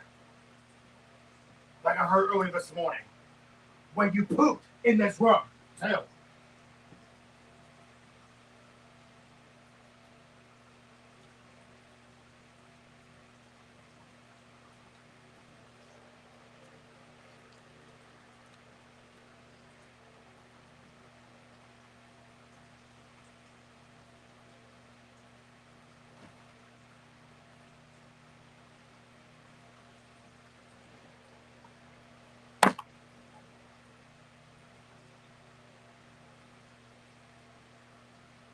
I'm so sorry, guys. Like I'm just now feeling pissed off because the Mets scored 2 more runs.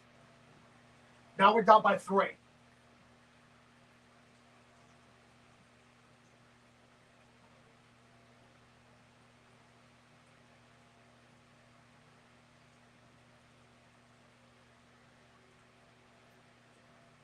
Like I know what y'all gonna say to me. Like I know what y'all are gonna say to me. It's just a game. Well, guess what? It's just a game, my fucking ass. It's just a game, my fucking ass.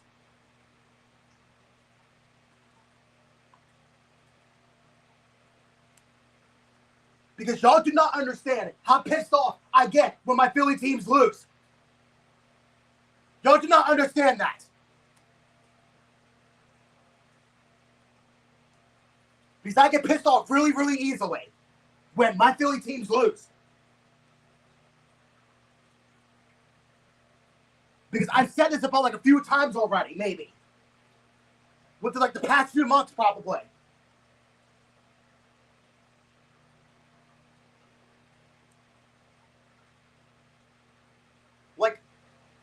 Like I've said this like time and time again.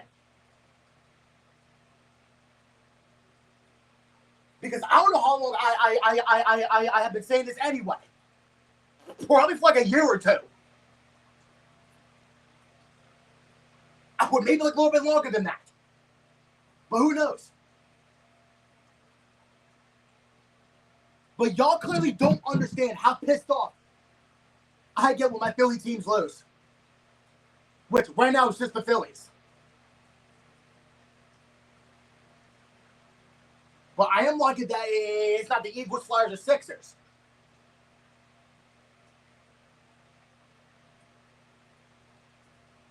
But right now, like I'm pissed off because we're not doing anything. Jordan may have scored 4 runs, but that's nothing. We need to score more than 4 runs because, you know, we're down by 3 runs. Probably more, maybe. And if the Mets stop hitting home runs, then we will be able to actually win, lead this game.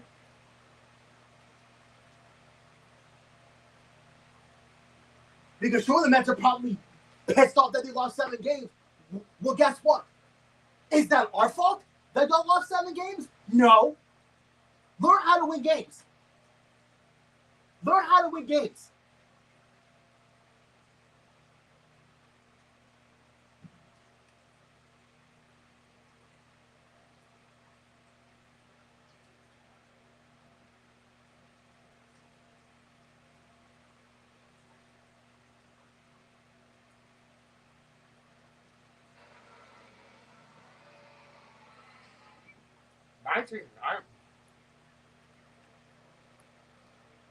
Anyway.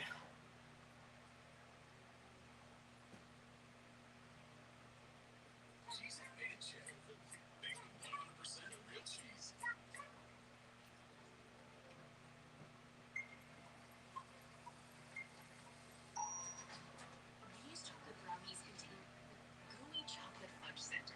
They are incredibly delicious and brown sugar mixed thoroughly. Add 1 teaspoon of vanilla extract.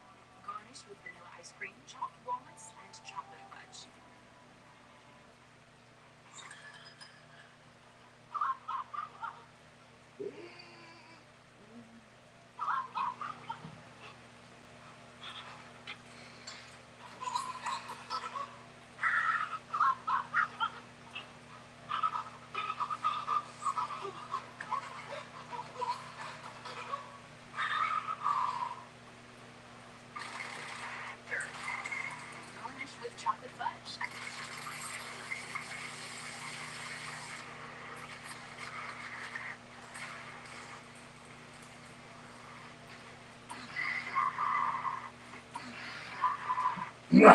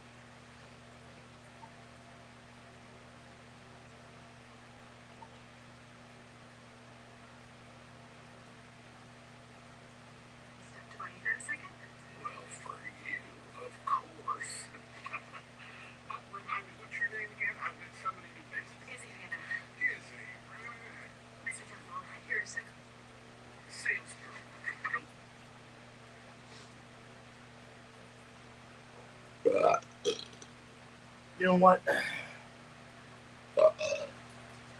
I guess maybe to calm me down. I mean, maybe, possibly.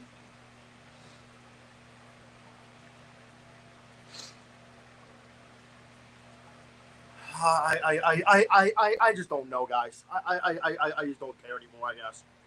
What the hell? Jack and Dash is filmed in front of a live studio Whatever. audience. Ding dong. Yeah, whatever. Ding dong. What's up, Mika? You listening? Yeah. There you go. Show with the doorbell. There you go. I'm coming. You listening? Hello, here. darling. Is this Applejack's Come here, home? buddy. Wow, it's Come true here. what they say, you white ass Get snap. for real. I beg your pardon. No. No. Come here. Sit. Sit. Rarity, there you are. Come on inside. Sit. Don't mess this up for me, Rainbow Dash. I want There me you and go. Rarity's date to be Sit. perfect tonight. Chill, Sit. Applejack. Come on. I'm not even gonna stay Good here. boy. I've got a date tonight with apple Get cider. for real. Come here, Mika. So I'm gonna need to borrow Boy. the car tonight. You listening? Are you crazy? You What don't is it? even know how to drive. Chill out. I'll read the manual. Are you sure about that? When that girl gets back, she's gonna be drunker than a spook trying to do contrastep with me. Most likely. Applejack, darling, this dish is simply divine. Well, I'm glad you like it, Sugar Cube. Applejack, I love you very much. Aww. I love you too, Rarity. Hey, what's up, bitches? There's that right off road. Rainbow Dash, you're drunk. Hey, I'm not drunk. I swear to drunk, I'm not. We will have to see about that. Sir? That's usually there you go. What?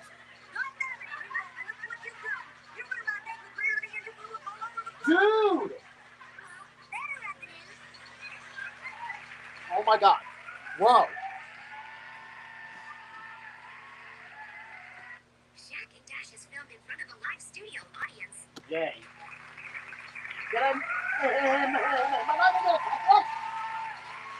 Who's that, I guess? I can't believe Rainbow Dash ruined my date with Rarity last night. Oh, man. Disaster I game. have a worse hangover than the time I woke up next to a homeless guy with his junk out. Be for real. Oh, no. Don't you say anything to me, Rainbow Dash. You ruined my date with Rarity last night. Oh, come on, Applejack. I said I was sorry, all right? It's not like I grew up on her. Actually, you did. Then you said the voted class compels you. Yeah. Jeez. I must have been drunker than the time you came home drunk and took a dump in the corner. Says Don't try to change the subject. she kind of did. Excuse me, I'll be taking something to get rid of this hangover. I just hope she ain't traumatized because of what you did last night. Not as much as I was when I saw that homeless guy's penis. Excuse you? Rainbow Dash, I ain't drunk, but you're gonna make me throw up if you say that again. Exactly. I'm not going to do that. No, what the frick? What the hell was that? Wait a minute. Did you sneak your ex-boyfriend Sarn in here again?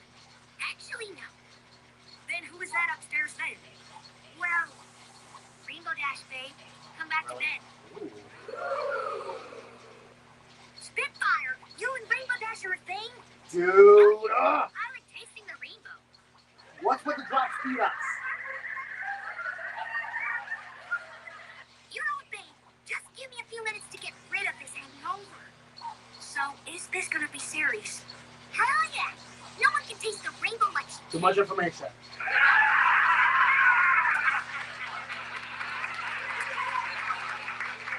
Good gravy, girl. Turbo tempo. I just said that out back. Hey, I'm just saying. You asked after all. Yes, he did. You will not No! to regret it more than that time I applied for a job at Hooters. Since when? Well, you do have some good knockers. If you weren't my best friend and I was a guy I'd love to put my stick between those hot cakes. Huh? What the hell, Ray? Basically, when I was born, I was like, you're well knocked, especially one other night. Excuse me? Hey, you said honesty is important, right? So I'm being honest. That's right. Good gravy. They What don't. am I gonna do with you? All I was like to tell me. Give your best friend a hug and tell her how much you love her. Aww. Haha, go first place. Wait, what? Come here and hug me, Rainbow No. Dash. Oh, by the way, you're out of Pop-Tarts. Okay, and it doesn't have what I'm talking about. That's you get. Wait a minute. You ate my last Pop-Tart. What? You only get hungry when I get drunk. Since when? That what the frick? Bruh. God damn it, Rainbow. Dude.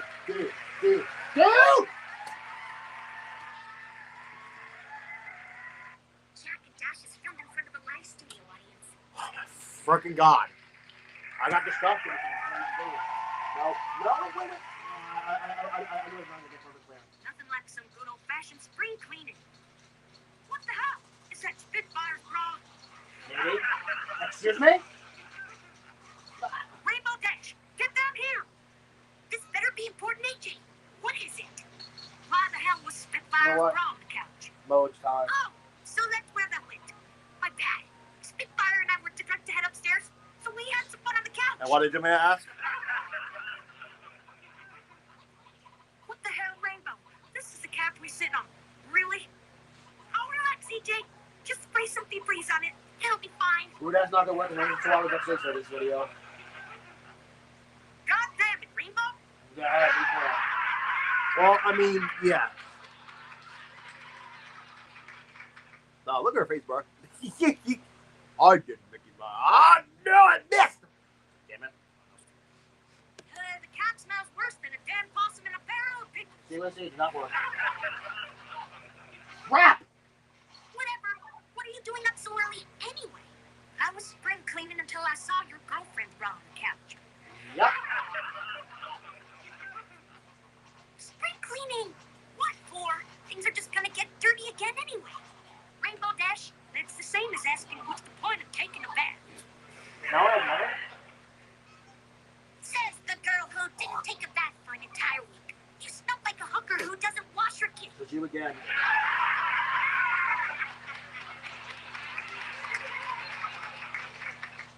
Oh, shut up. I was busy with farm work. All right. You want that? Hey, by the way, why were you crying last night? I wasn't crying, Rainbow. Then what the hell were you? Oh. Oh my God! AJ, you naughty girl! Well. Shut up! It wasn't what you I think. was actually worried with that husband. Applejack, I'm not No. gonna judge you if you like experimenting with your apple pie. I bet Rarity thinks it tastes as good as it probably looks. They say that no, but I think what's that?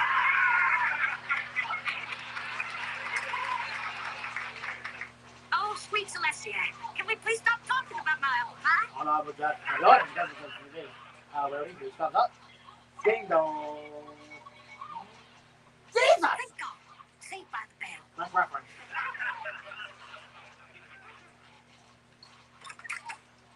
Hello, Applejack, darling. There she is. No. Rarity, what are you doing here? Can I go visit my girlfriend? Who's that? Of The course. hell? Come inside. What the? That sounds Mom taken out of context. What? How would you? Oh, Wait, what? Rainbow Dash? Hey, sorry about the other night. I had a little too much to drink. Just like that time when Applejack came home so drunk. Don't try to change the subject. Next time I was at the process.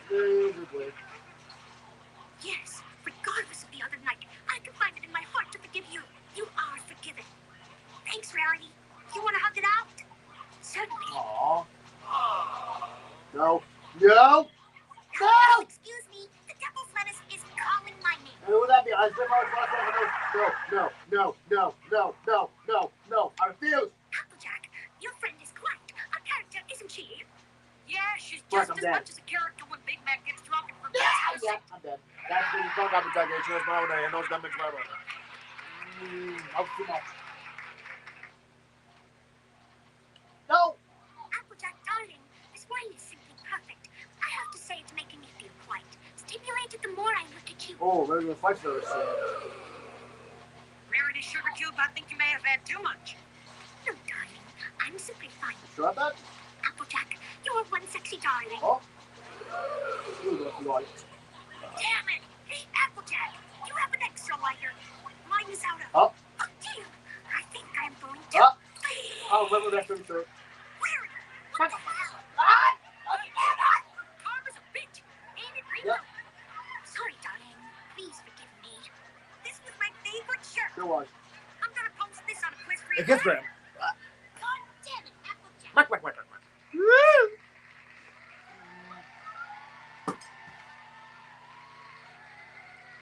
Congratulations, Nico. Jack and Dash is filmed in front of a live studio audience. There you go.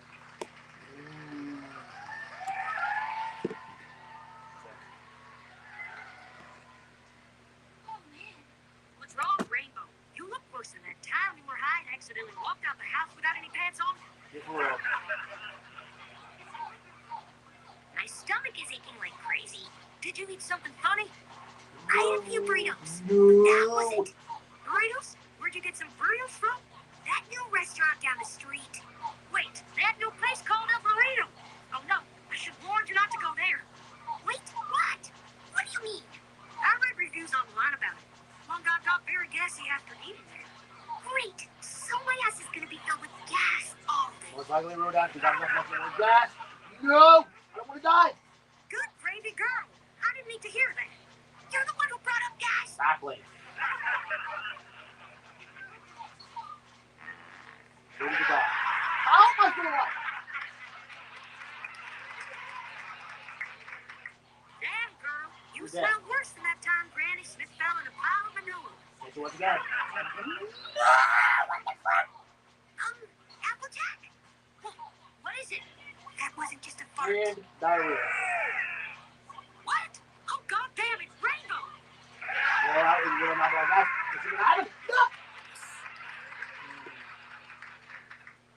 Whew. Wait, so am I going to do it again? Ah, nope. Wow, I feel 5 pounds lighter. No. Now I hope your 5 pounds of crap didn't Hey, destroy the damn toilet. You're probably going to like that. Cut me a break, AJ. I really have to go. It's not like you haven't had an accident. Remember the time when you drank an entire bottle of wine? You literally pissed yourself That's laughing. what they were consistent with pets. No, you better not. Big change. Shut up. That's completely different. That's why. Tell. No, it isn't. It's it. Oh, God. Oh, God. Oh. Who could Better that be? not. Well, it looks like Rarity can't get enough of tasting your apple pie. No! Yes, I'm still alive. Really, though. Rarity has not been tasting my apple pie. Really, though. Then why did I hear you tell Rarity? Eat my apple pie, you sexy bitch. Keep real. I thought I was alive, but I wasn't. You were listening? Yeah.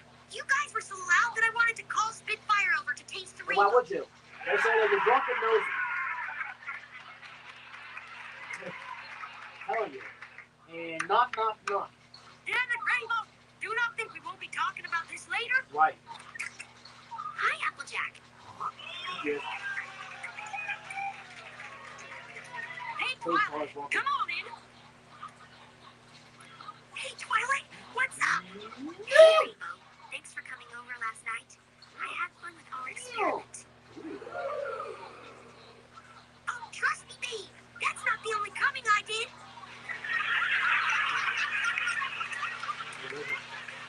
What the hell? Rainbow, it's you and Twilight now. Yeah, she called me over for some experimenting. It was fun. I'll show start with that. I don't know whether to be shocked or happy for you. It doesn't matter to me.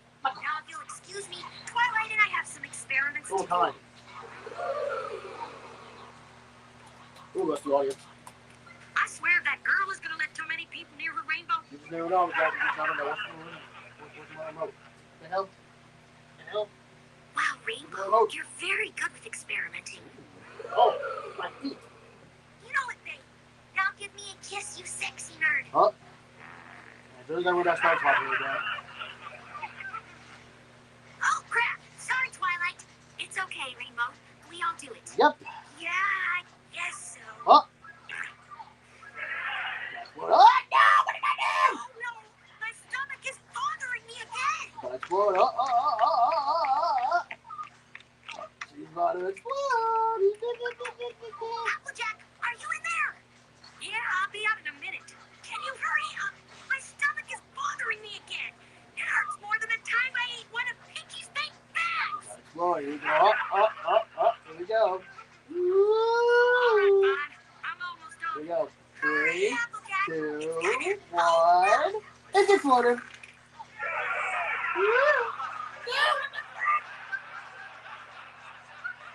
Rainbow Dash, what the hell was that?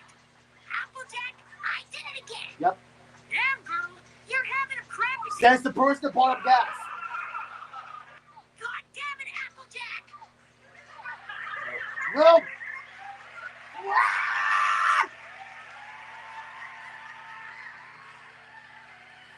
We better score in these last innings. It looks like we're not. What are we doing?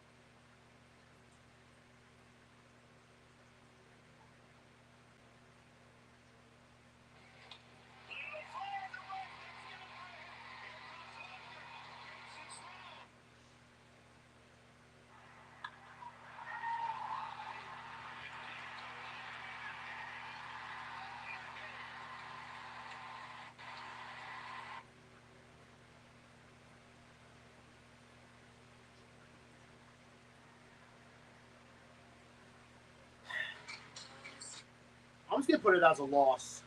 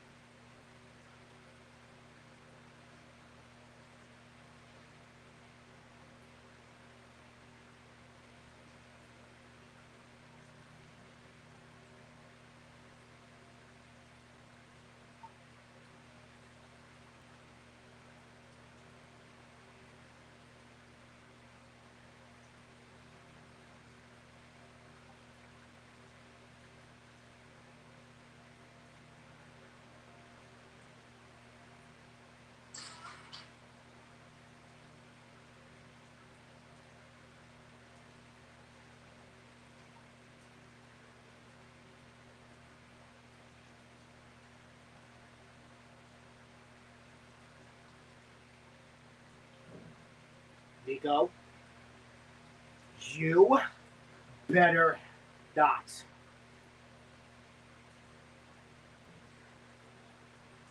You wait, what the hell?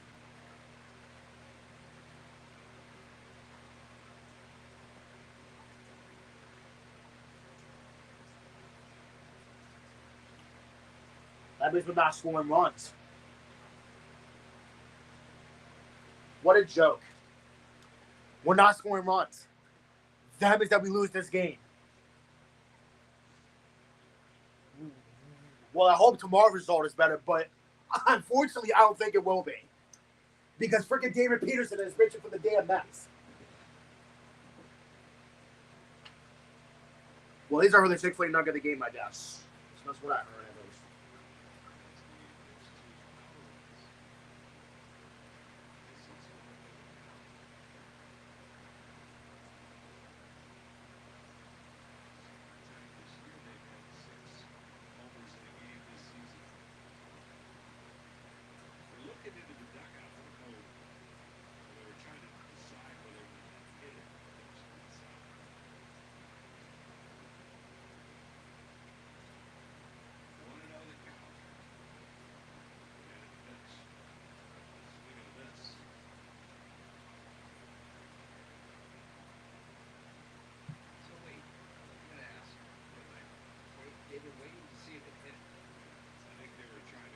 See if they wanted to review it.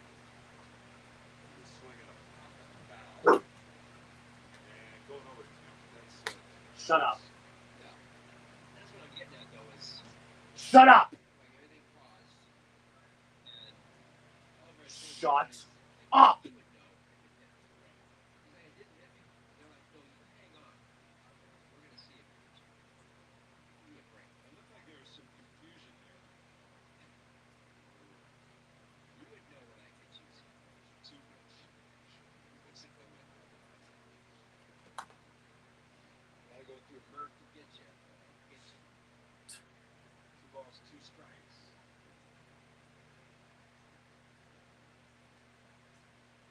Mercado with the 2-2 pitch. Swing and a miss. Alvarez the 1 strikes. Mercado in his brief time in the big leagues last year, 5 games, a total of 13 innings. He gave up 9 homers in those 13 innings. Jesus. And with another one tonight, that means 15 and the third innings in majors. He's given up 10 home runs. He gave up another home run by the Mets. Oh my God.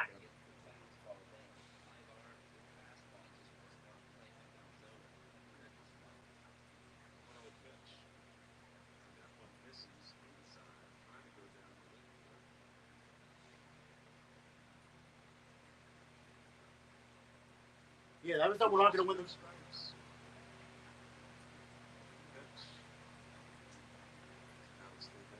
I don't even want to hear the score because that's going to make me sick to my stomach.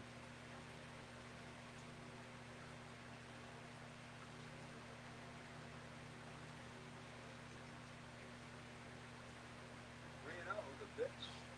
Maybe he takes that's all but the ball. High, yes. There is a walk. That'll bring up Tyrone Taylor, who came on as a pitch runner.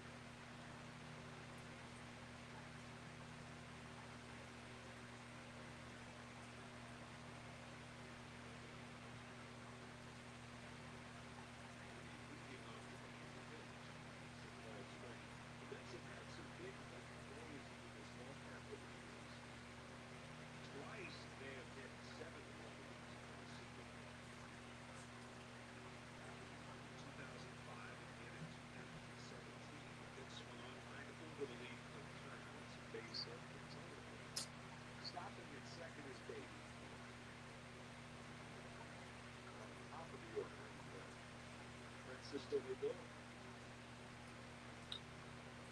most home runs the Mets have ever hit in this ballpark happened on August the 24th of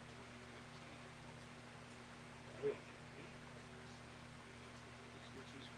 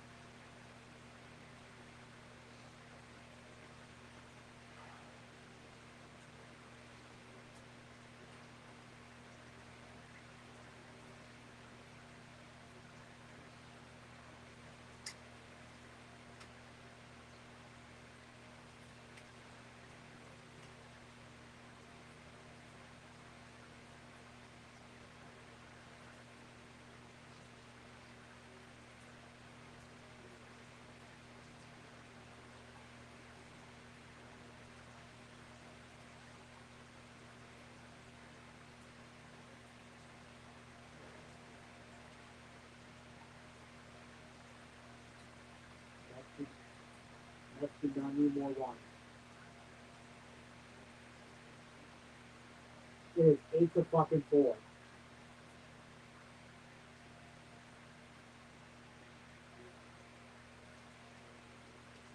Fuck. It's 8-4. You better not hit a fucking grand slam.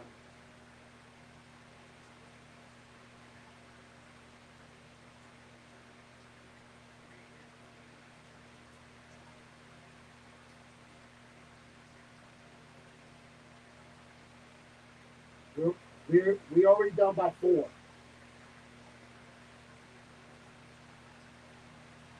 Watch, we haven't scored since.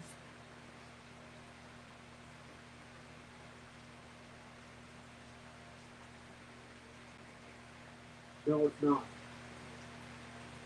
Yeah, I didn't make injuries. We get this fucking loss. Because we technically had a lead.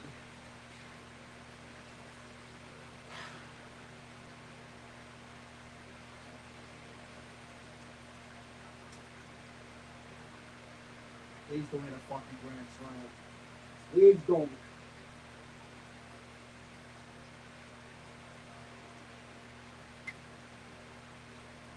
Please don't.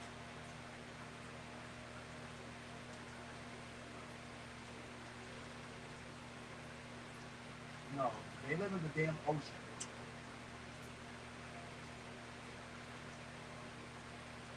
So through the ocean.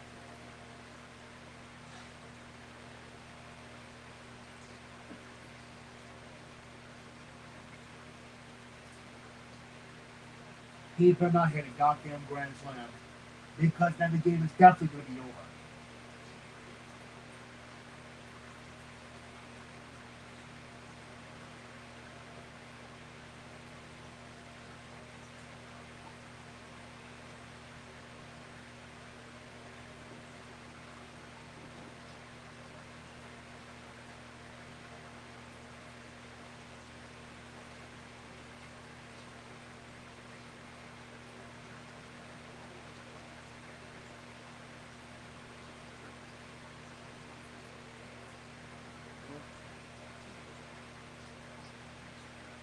When was that?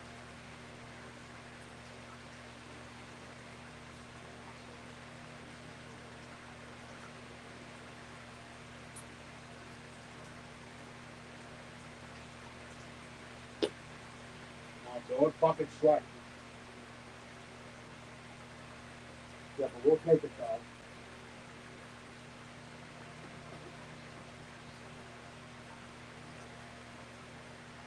Oh my god! You cannot walk a frickin' run to them. We don't be 5.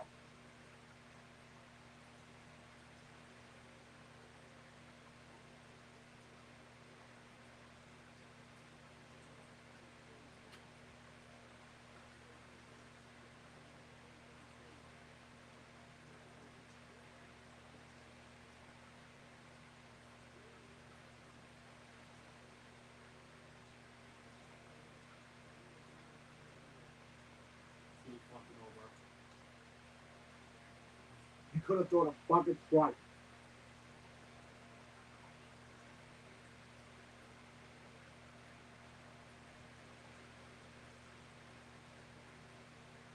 Keep it together. Keep it together. You do not want to scream. You do not want to scream. Keep it together. Keep it together.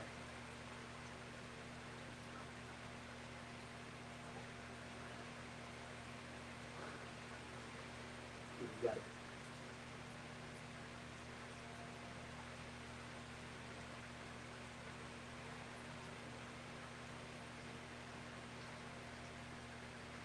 Keep it together.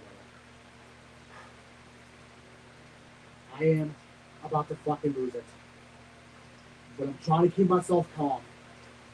But it seems like it's not gonna work. Because the fucking Mets had put 10 runs on us.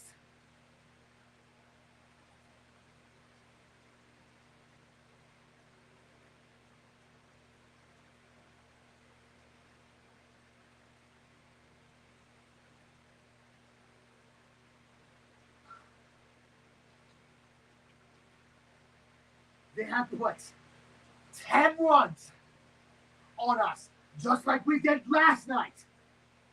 So I think we're probably paying the price for this.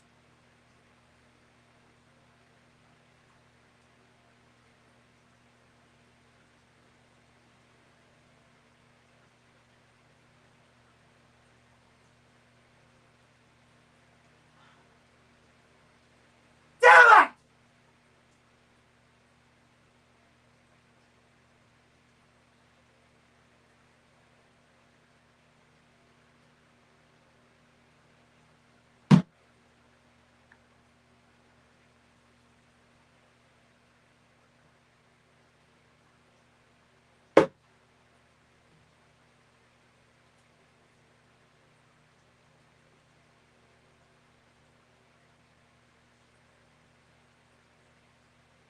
There's something I want to throw. Because I'm so pissed off.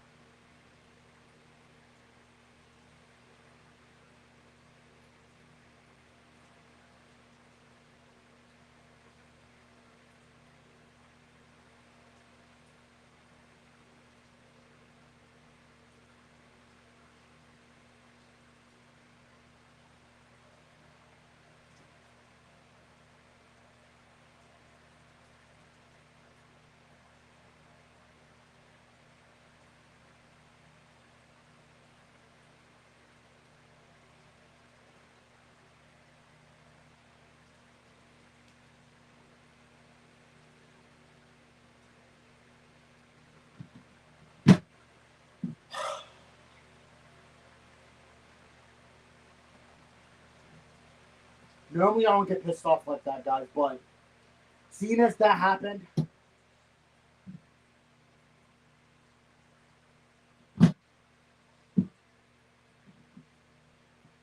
it's just a bad game, that's all, though. It's just a bad game. It's just a bad game for most of us, probably.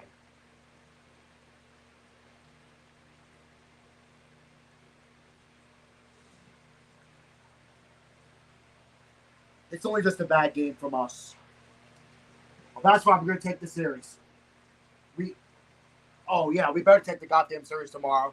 We better. We better. Or else I'm going to scream like I did. Or else I'm going to scream like I did a little bit earlier. Or like a few minutes ago.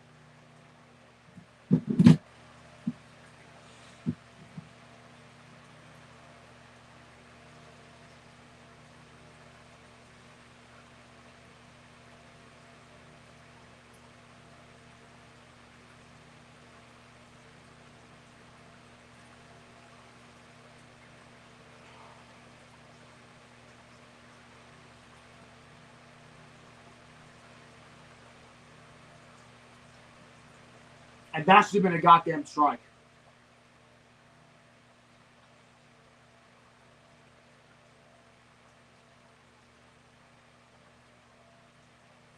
Are you serious? And it was right in the middle. 441 feet.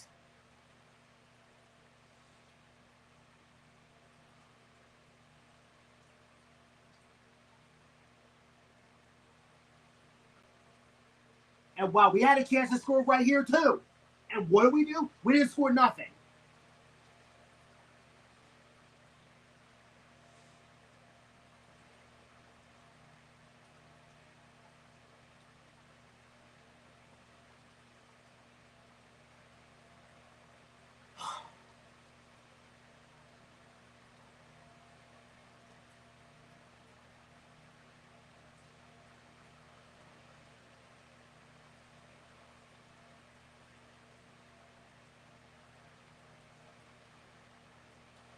This is the bad game.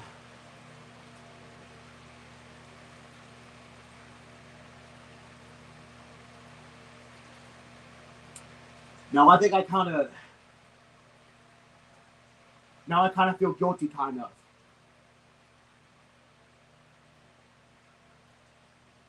Well, I guess I was kind of being cocky last night, though. But that's so not the damn point, though.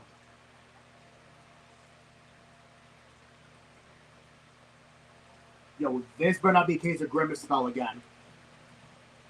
This better not be.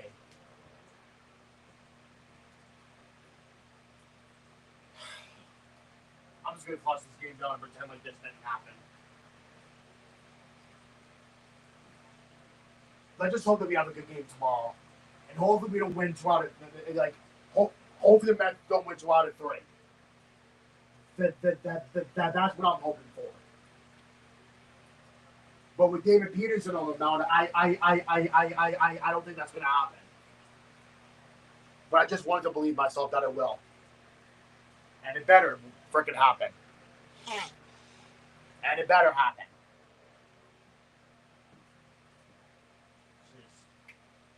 Smell myself out of it at this point. That's what flushed down this game down. And that's another. They have more hits. They have 14 while we only have 7. Yeah, it's just poor offense again. And we definitely do not want to take this. No, what the hell? Move. Christ. Nico, you need to move. Move your ass over.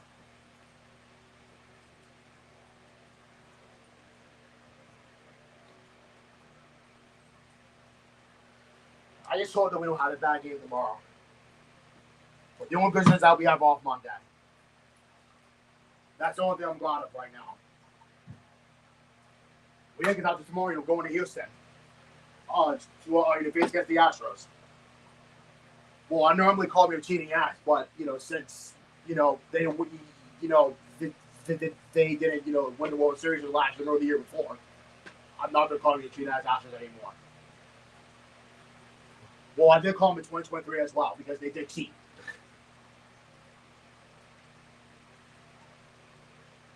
And after the Astros, we played the Braves again.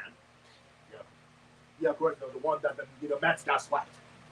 So hopefully that didn't happen to us either.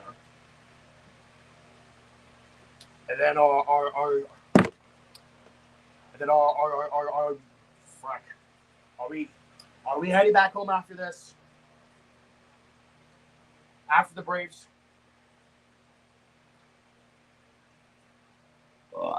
Let's look. Oh no, we have the Padres. Oh, god damn it.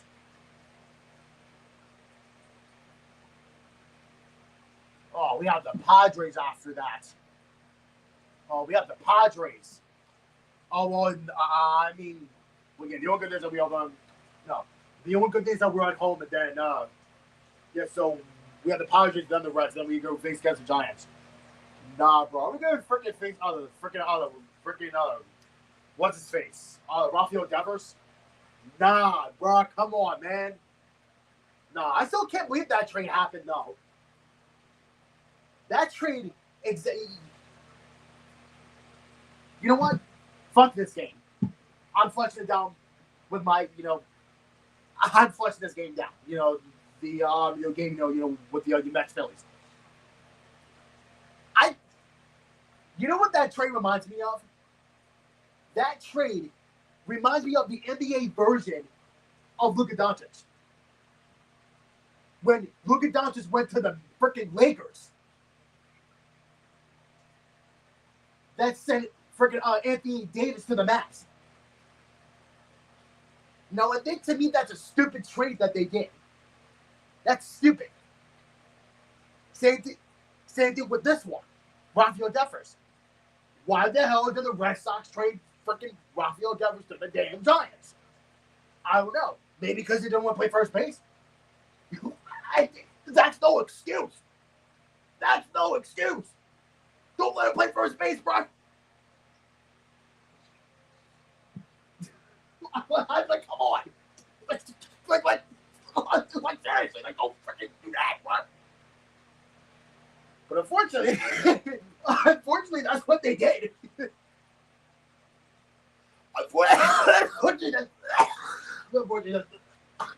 Unfortunately, that's what they did.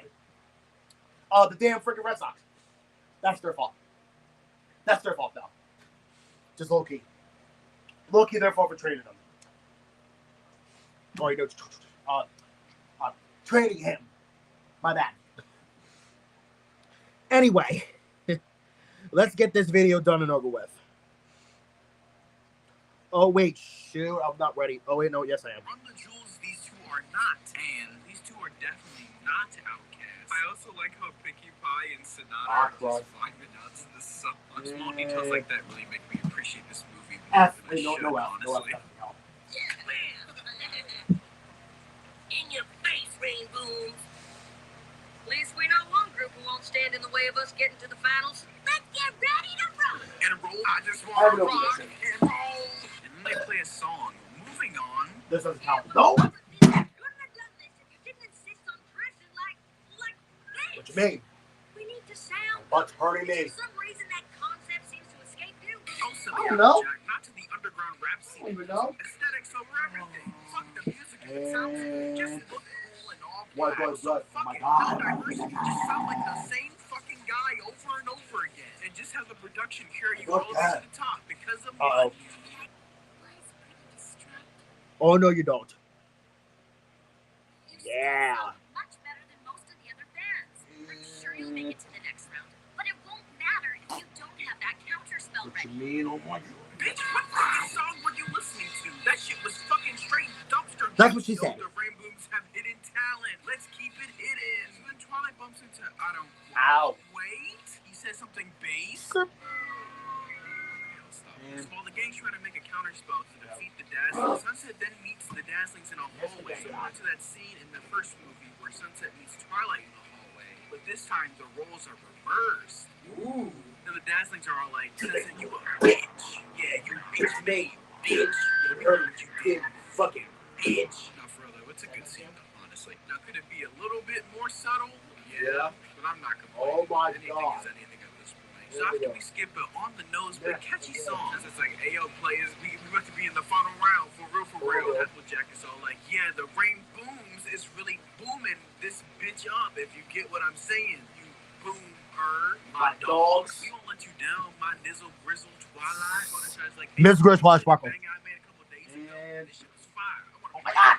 Rainbow Dash is Oh all my. like, fuck off, I don't want to hear that wang ass shit. We gonna play my song, bitch. And after Trixie performs, Oh my gosh. the Rainbow, she's all like, I "Stop keep that, missing. fucking opium goons. Get the fuck up out of here. Get the fuck up out of here with that fucking Rap trash. It's all Oh, like, that's right, brother. I'm a true 100 Gexa for real. Anyways, then cut to another song. That's what she said. Dr. Sunset Shimmer. Get over here. Spears Rainbow Dash like, Get over here. Rainbow Dash is all like, yo, homie, what the fuck was that shit all about, dog? And Sunset's all like, ow. We need to save that shit for the big finale. What do you mean? What do you mean about that? And he's all like, dog, that was not opium. Then Celestia My and ass. Luna come on and are like, surprise, surprise. Guess who's moving on and guess who's not? Could it be? It's Trixie's band. Don't do it, bro. It's just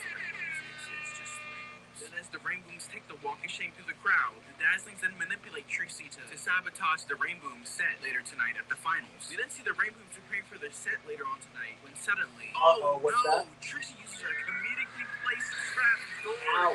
Traps the main heroines in. What the fuck? Hey man, I didn't say this movie was perfect. I immediately knew what this was because behind Tracy there was a giant lever Where is right that? there where everyone could see it, and nobody stopped to say, hey, what's that giant lever doing right there? But oh well, I guess they're just stuck in a pit now. The Dazzlings are all like, yes, all the simp fart smell will be all ours. After that dumbass scene, Trixie sings the same song again. Who cares? The main six try to escape from underneath the stage, but nothing happens.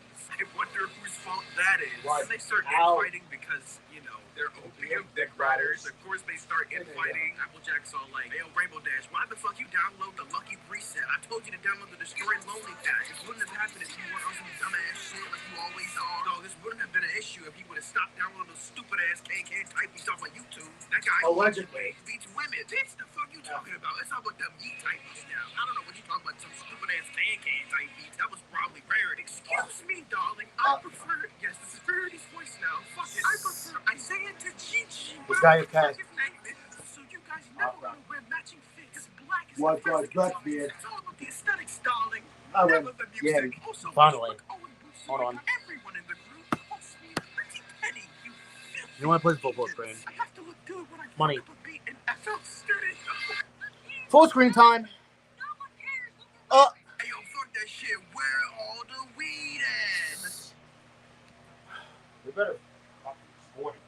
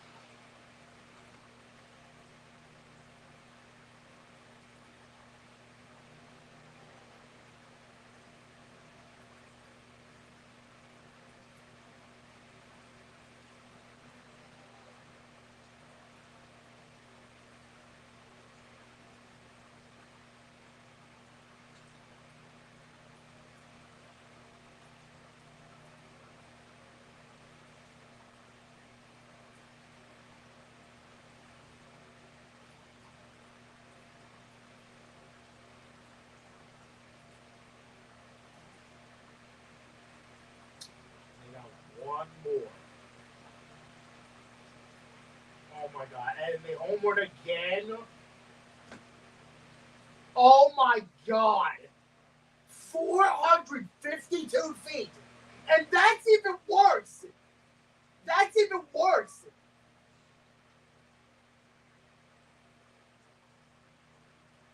What the fuck, dude?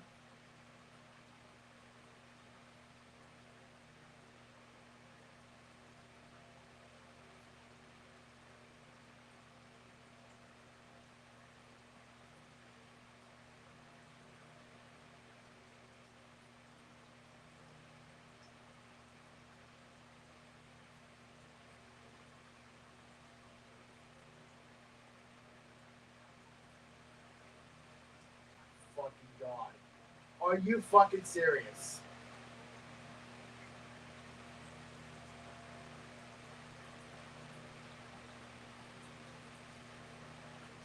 Oh, who's this? Who's this? Wait, this is wait 2012, 2010. Oh, not 2012, 2020. Okay, this is not Tobias Harris. Okay, you went to the Cavs, so went to the Lakers, Nets, Bulls, and Sixers again. Oh, Andre Drummond? Really?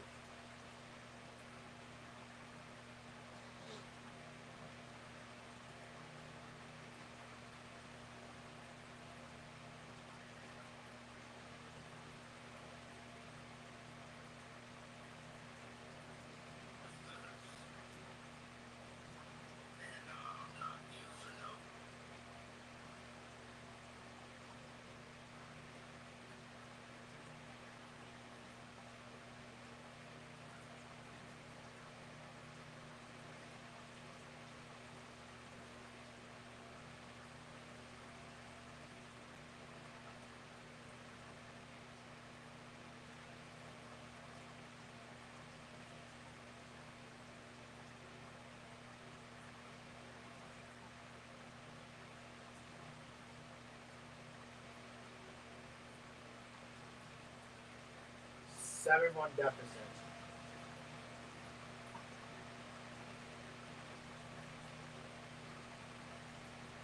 And we haven't scored ever since. We have not scored ever since.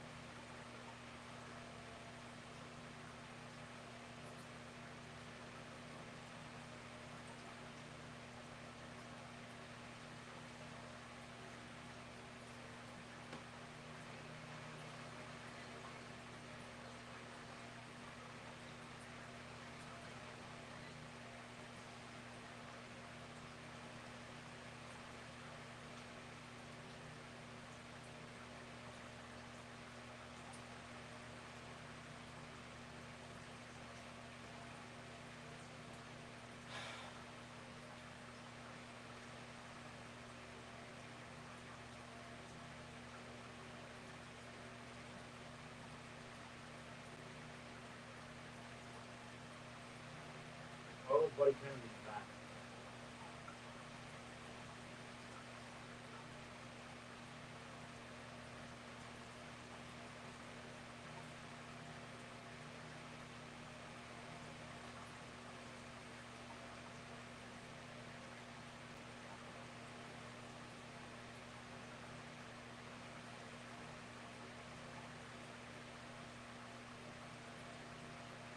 Swinging a fucking miss.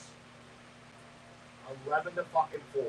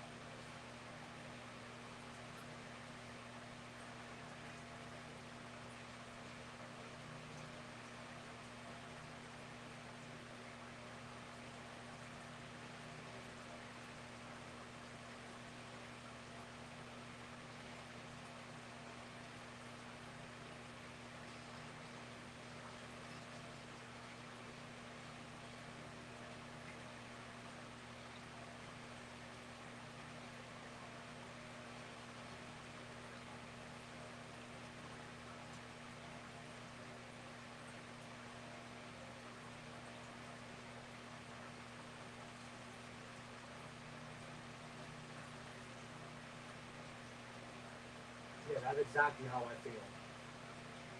That is exactly how I feel.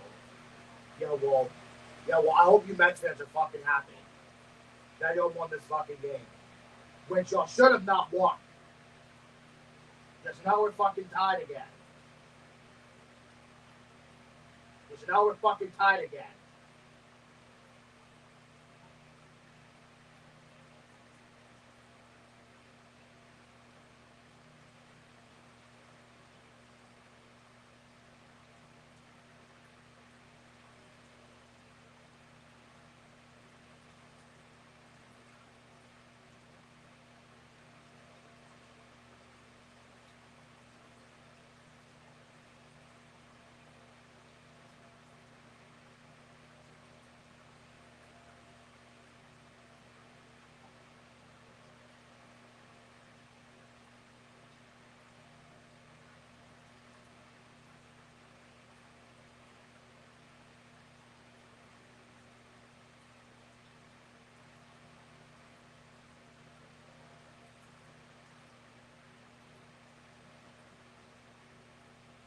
Yeah, that's what I'm saying. Like, we didn't even have hits.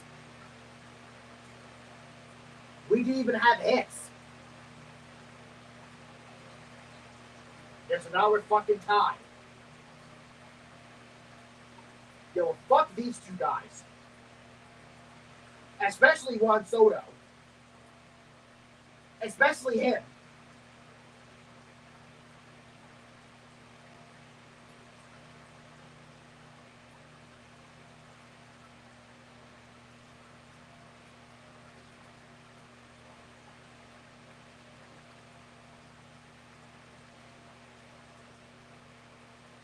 Yeah, well, now we're tied again.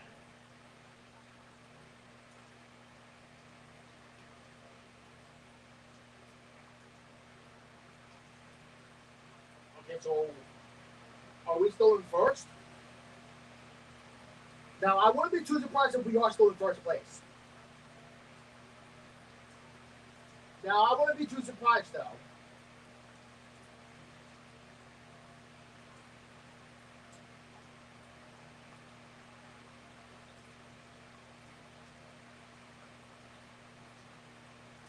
Now, I just wouldn't be too surprised if we're still in first place.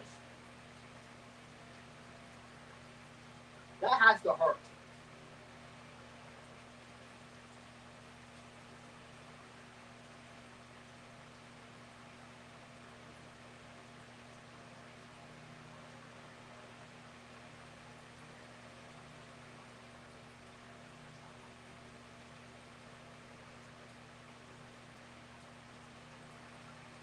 Yeah, like we allowed seven home fucking runs. Seven.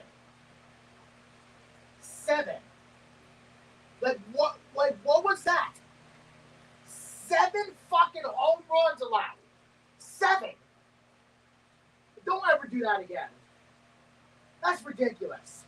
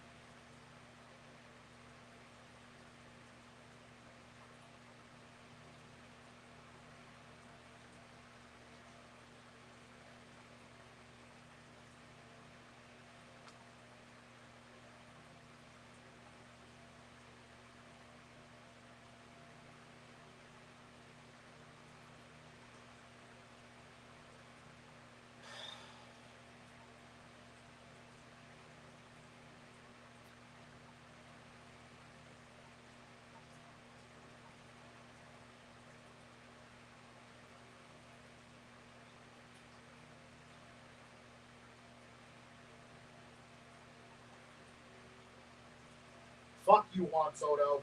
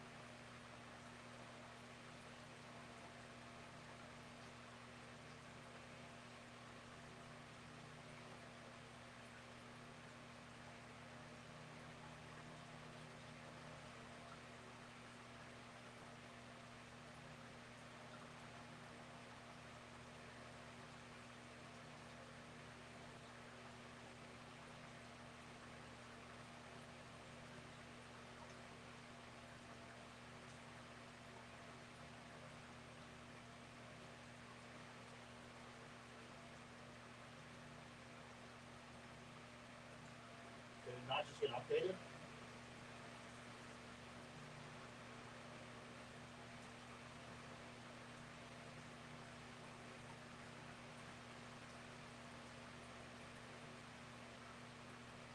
Oh, okay, we're still in first place.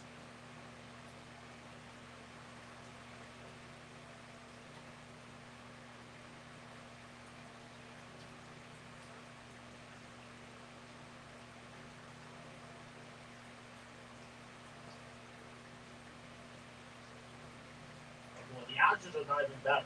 Well, slightly, but not really. Okay, so we're still in first place.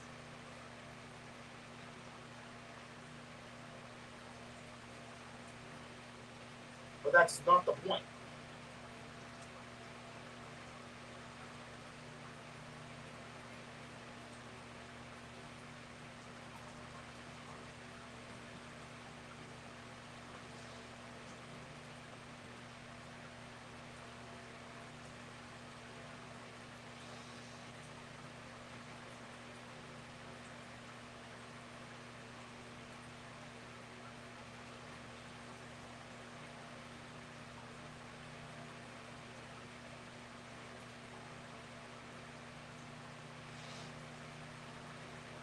And that's the thing, because like, how are we still in first?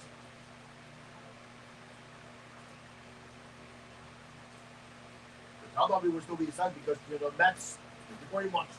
Well, I mean that makes sense.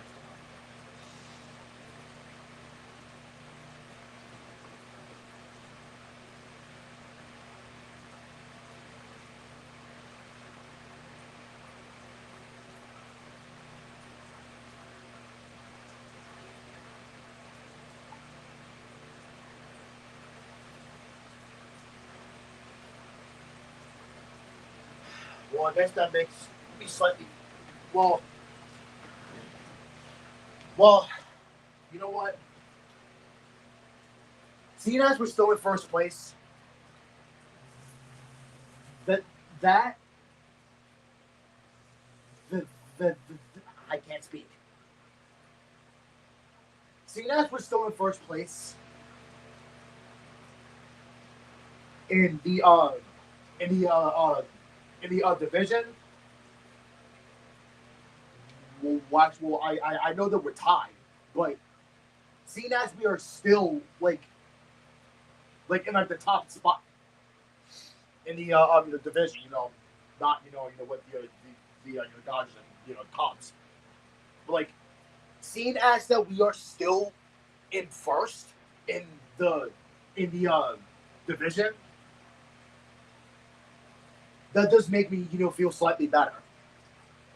That does make me feel slightly better, just slightly. Well, I mean, look, like I hate saying it, but just I mean, I should be happy, yes, but tonight's game, the replay was fucking ugly as hell. Because that's the thing. What was the point of being on national fucking television on Fox?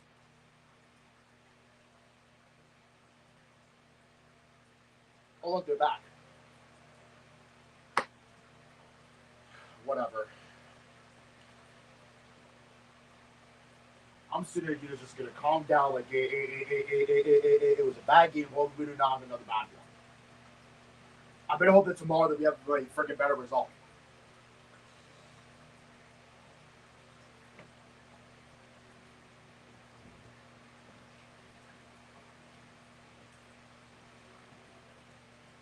And you know what?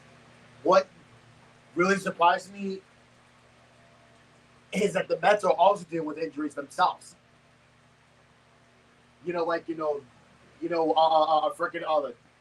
Tyler McGill is out. So is the other pitcher, Senga, or whatever the frick his name is. Like he's like either freaking Korean or freaking Japanese, or well, like a friend, like a Japanese pitcher or whatever. And no Shohei Ohtani. Well, now he's pitching again, which that's not really good for him though, because obviously God forbid if he gets hurt again, then he is going to want to hitting again. Rather than pitching. So I'm just saying. I'm just giving the warning for Shohei Ohtani. And they did I'm glad we do get a day off on Monday though, but I don't. I wish.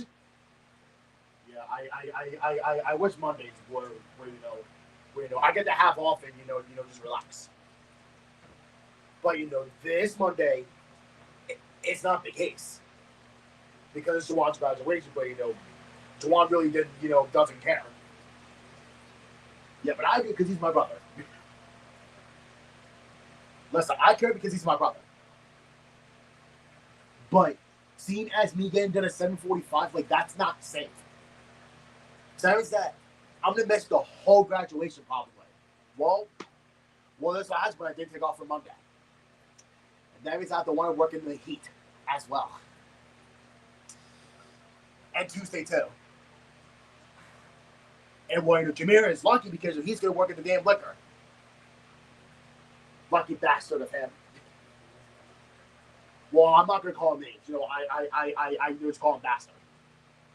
Not freaking like dick cat or like asshole or like a freaking or like whatever.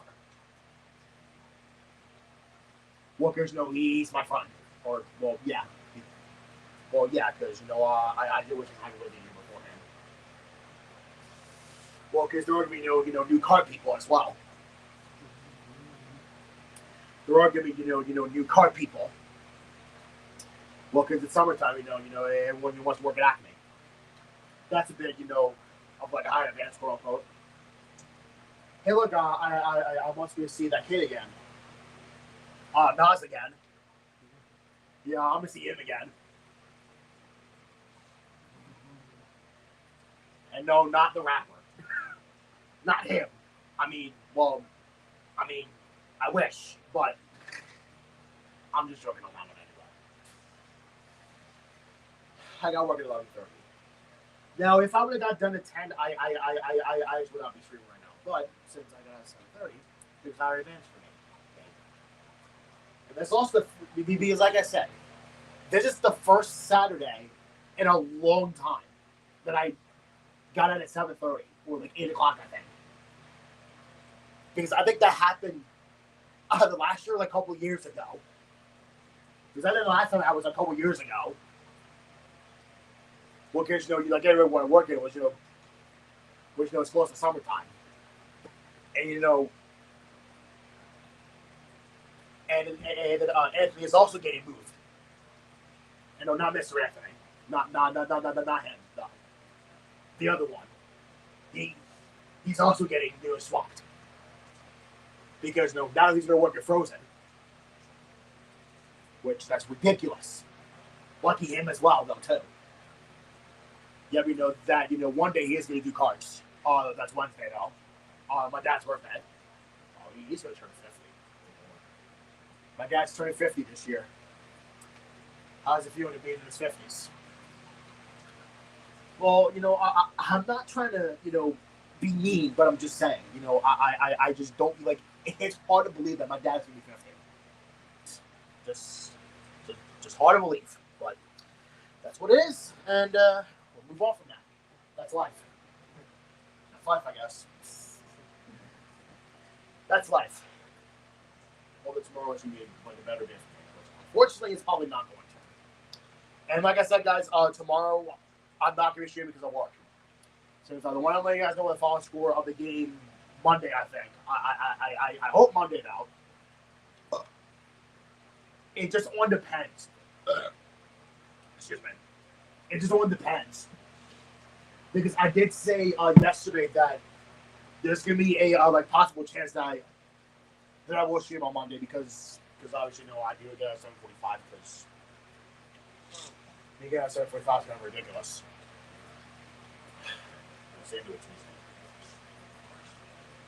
Yeah, because I think the worst day out of my because I think the worst day of my schedule is next.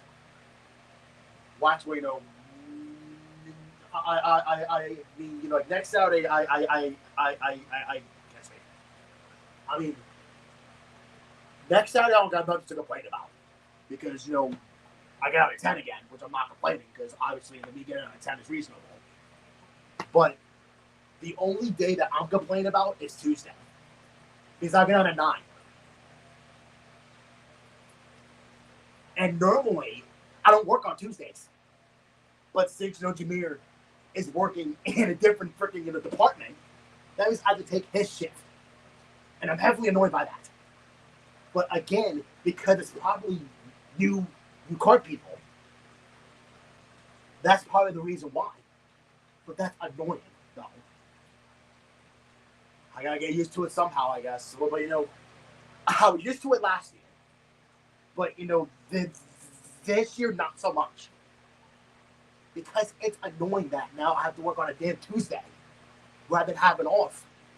Because now if I had off on Tuesday, then that means that I would have had off for 4 days. You know, Tuesday, Wednesday, Thursday, and next Friday. But since I don't have off on next Tuesday, which is I'm not off Tuesday, I'm very annoying that I don't. I'm waiting until Wednesday. But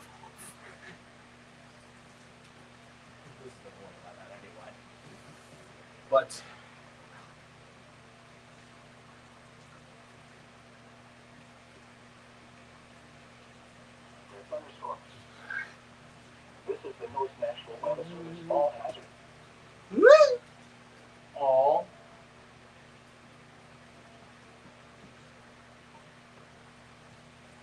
Aw, poor Rainbow Dash.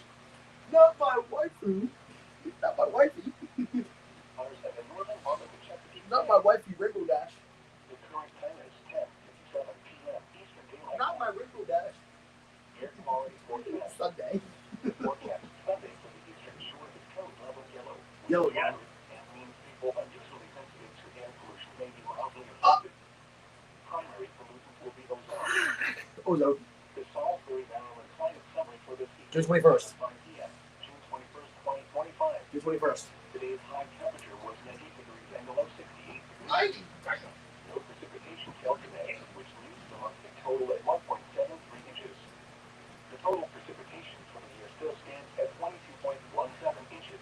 Damn. The record high for tomorrow is 98, which last occurred in 1933, and the Damn, nice. low is 43. 43. Which occurred in 1940. 43. Tonight is at 8:29 p.m. 43. Sunrise tomorrow is at 5:39 a.m. Offshore waters forecast fall from the Canyon to Cape Charles Light to 100 nautical miles. Tonight, southwest winds 5 to 15 knots. Not. Seas 3 to 4 feet. Sunday, southwest winds 5 to 15 knots. Coming south to southwest 10 to 20 knots. Southwest. Seas 3 to 4 feet. Sunday night, west to southwest winds 10 to 15 knots. Not. Seas 3 to 4 feet. Scattered thunderstorms. Monday, west wind 5 to 15 knots. Variable. Seas 3 to 4 feet. Variable. Monday night, variable winds west from 10 knots. Becoming west. West. Seas 3 to 4 Go feet. west. West. West to northwest wind 5 to 10 knots. Becoming variable. Variable again. Seas 2 feet to less. Oh, damn. Tuesday night, west to southwest wind 5 to 10 knots. Seas 3 to 4 feet. See if we realize. Wednesday, northwest wind 5 to 10 knots. Becoming variable. Variable again. Yet again. 3 feet. Becoming 2 feet to less. Go 2 feet of us. Wednesday night, west to southwest winds west from 10 knots. Damn. Seas 3 to 4 feet. Thursday, west to northwest winds less than 5 knots. Becoming south. Stop. 4 feet. Stop. Thursday night, south to southwest winds less than 10 knots. Damn. Seas 3 to 4 feet. Hazardous weather information. 10 knots. Now here is the hazardous weather outlook for southeast Maryland, northeast North Carolina, central Virginia, east central Virginia, eastern Virginia, north All the central way out. Virginia, south central Virginia, and southeast Tonight. Virginia. Tonight, hazardous weather is not expected at this time. Sunday to Friday. And now the extended outlook for the period Sunday through Heat. Friday. Maximum heat index values are forecast to exceed 100 degrees across the outlook area beginning on Sunday, with values of 105 to 110 degrees Monday through Wednesday. Damn. What? Heat index values up to 109 degrees expected. Damn. Where? In Delaware, Kent, Delaware beaches, and inland Sussex counties. In Maryland, Carolina,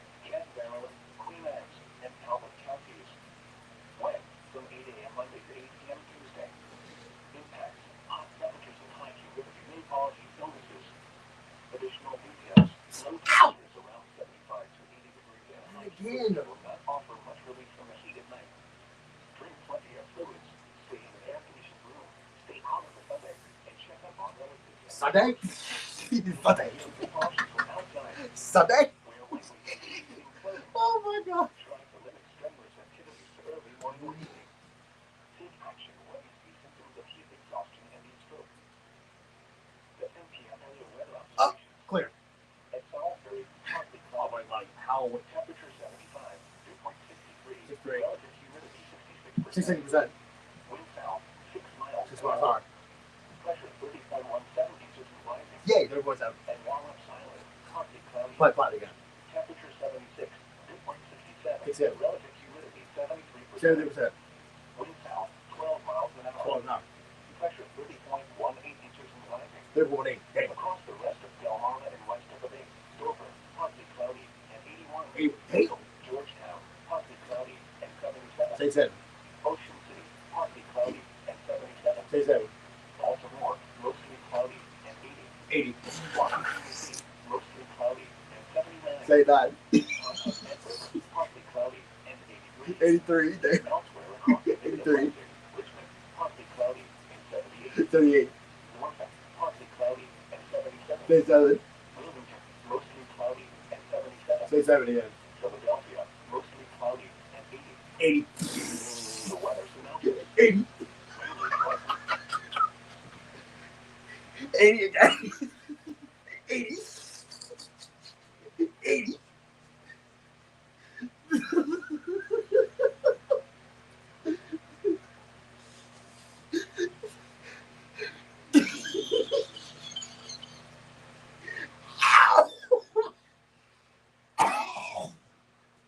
I'm dying again.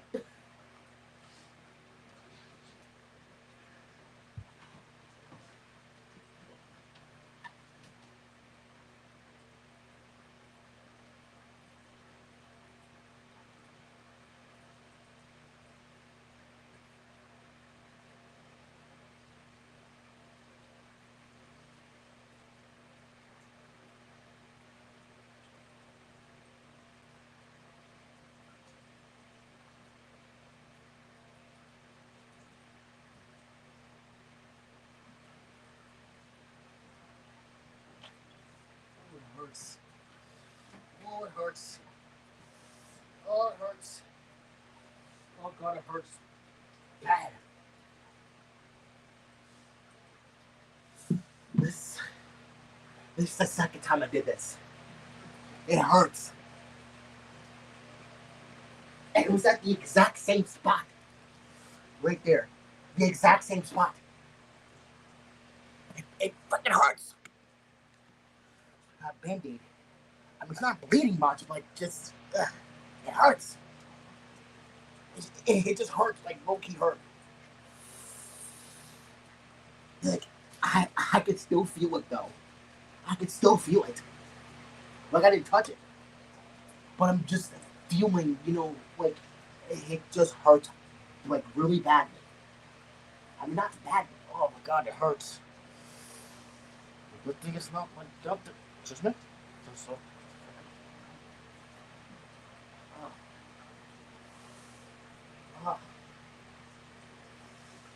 If there's the only one way I can actually put it like this, it's like this.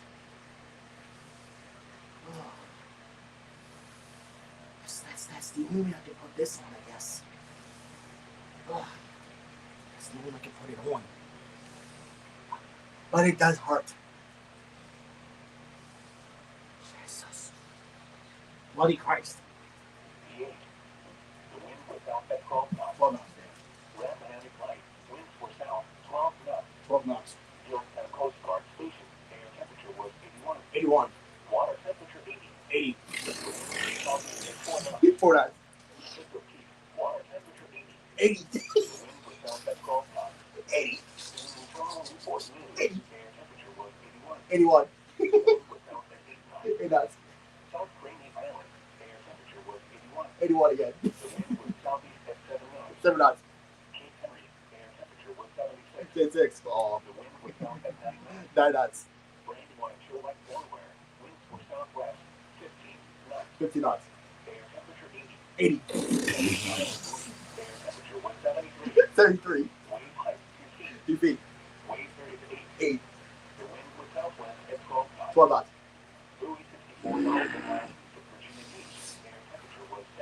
37. 2 feet. 8. 4 knots. Damn. 32. 2 feet. 9. 9. 37. 2. 8. 36. 9 knots. 81. 2 feet. 8. 4 knots.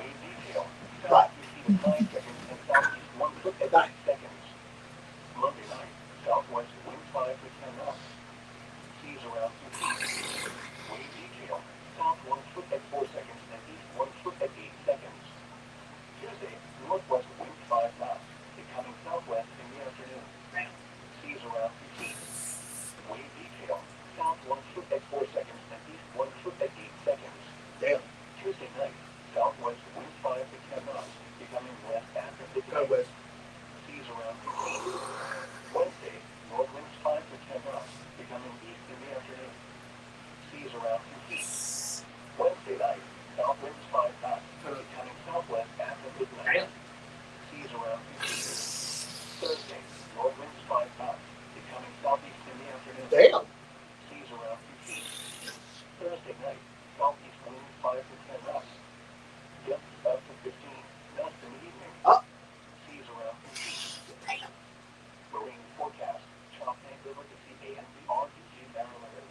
What's today?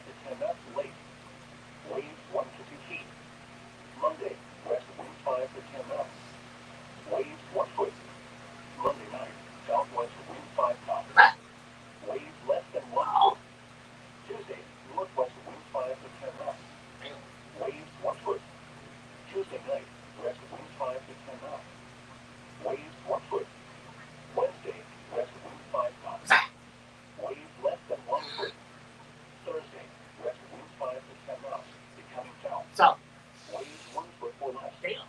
A chance of showers and thunderstorms through the night. Winds and waves higher and visibility lower in and near thunderstorms. The current time is 11:12 p.m. Eastern Daylight Time. 11:12. Air quality forecast. I hear that. What?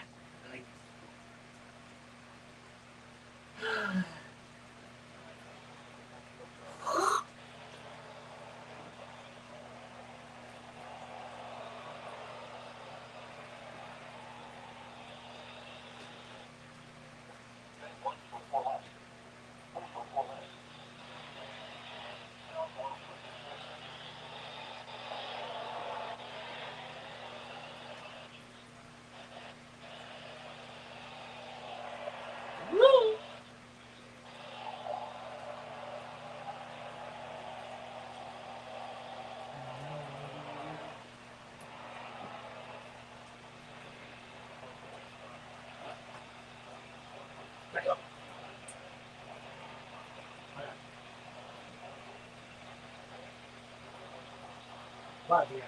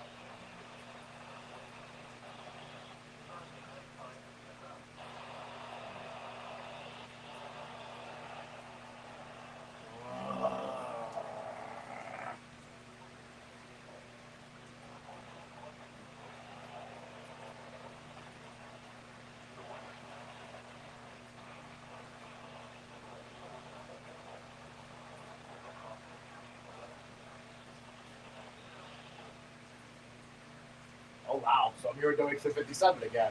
I'm here doing 57 again. Heatsville, Virginia. Not surprised not getting from down there. All right, well, guys, I guess I'm gonna just go ahead and just leave. So like I said, tomorrow I'm not streaming because of work. Why is it not letting me freaking exit full screen? Whatever. Oh, whatever. I'm gonna go ahead and end the stream here. So, before I go, like I said, tomorrow I'm not streaming because of work. So I will let you guys know what the final score of the Phillies. Hopefully tomorrow. I mean, not tomorrow. Hopefully Monday, because the the Phillies have off Monday because they are heading to Houston after the game tomorrow. So I hope the Phillies win tomorrow because this game tonight I don't want to talk about it because it was ugly and I don't want to talk about it. So like I said, I'm not shooting tomorrow because of work, but I will try my hardest to see you guys on Monday, the 23rd, for a stream of Monday. And I will hopefully see you guys then, which I know that I know 8 o'clock's late, but it's just worth the shot. So like I said, I'm not streaming tomorrow because of work. So I will let you guys know what the final score of the Phillies on Monday. Hopefully Monday, and hopefully not Wednesday because that is my dad's birthday. And yes, so have a great rest of your Saturday. Watch technically the rest of your weekend. Tonight and tomorrow. And yeah, let's just peace out.